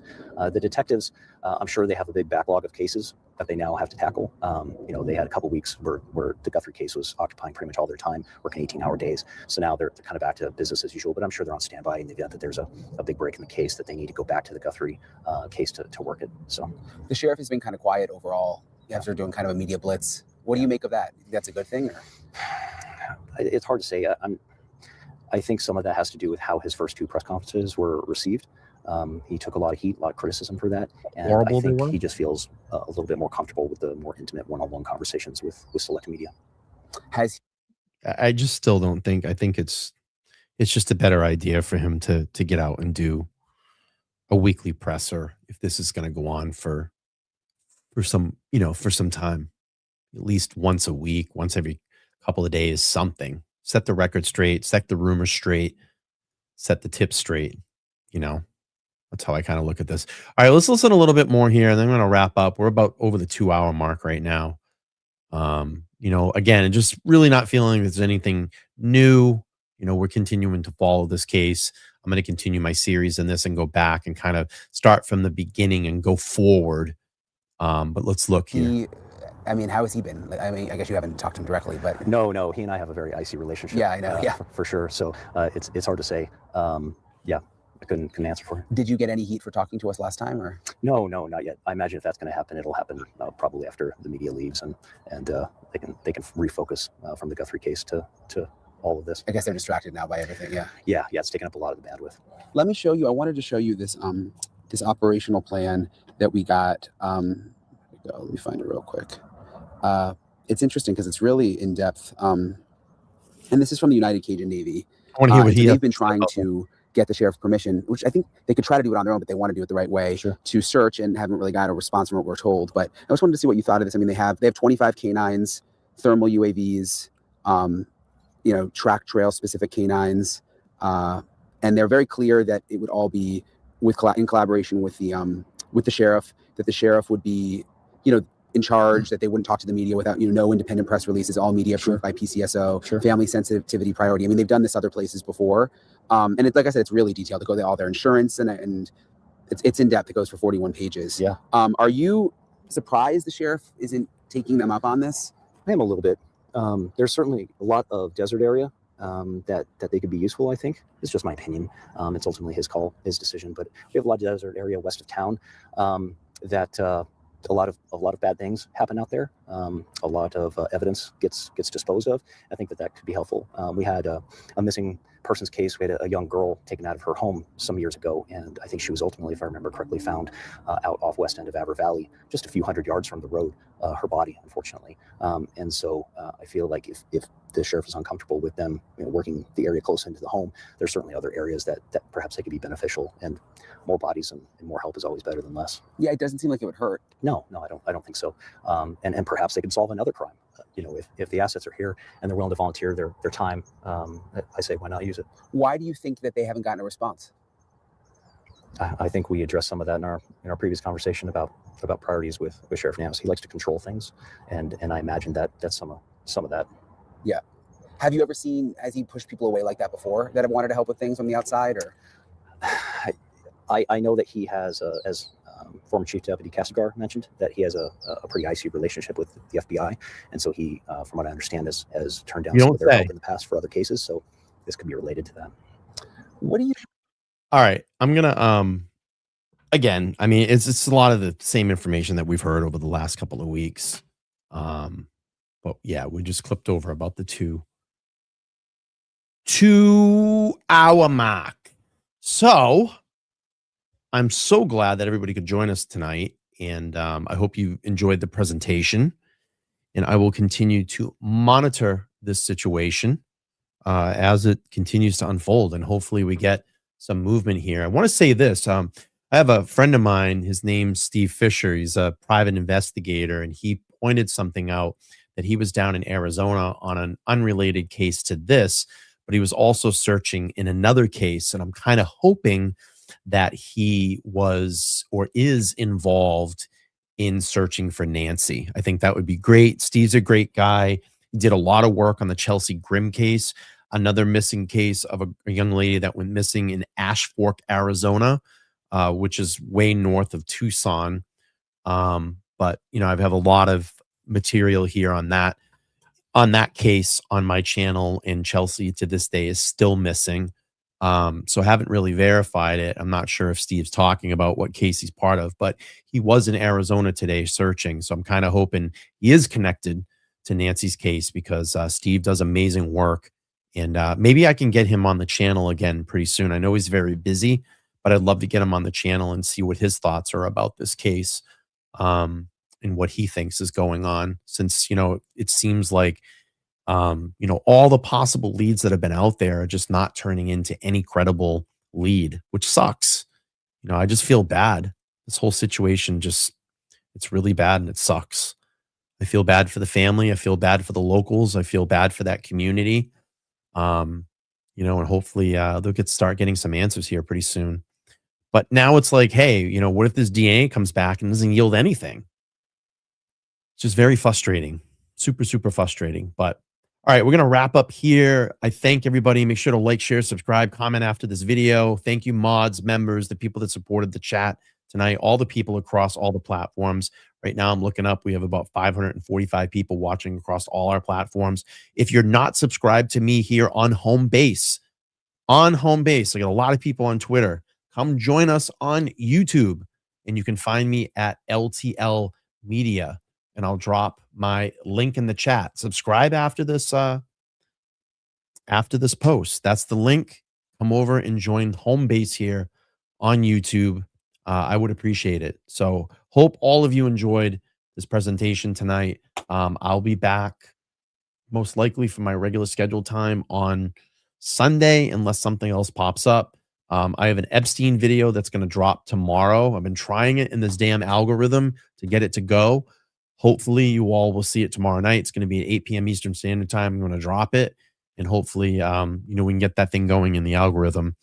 I think that's it. I think that's it for now. So thank you everybody for checking me out tonight. Please make sure to come over and subscribe on YouTube. And I'll talk to everybody soon. Have a good night, everybody. Bye-bye.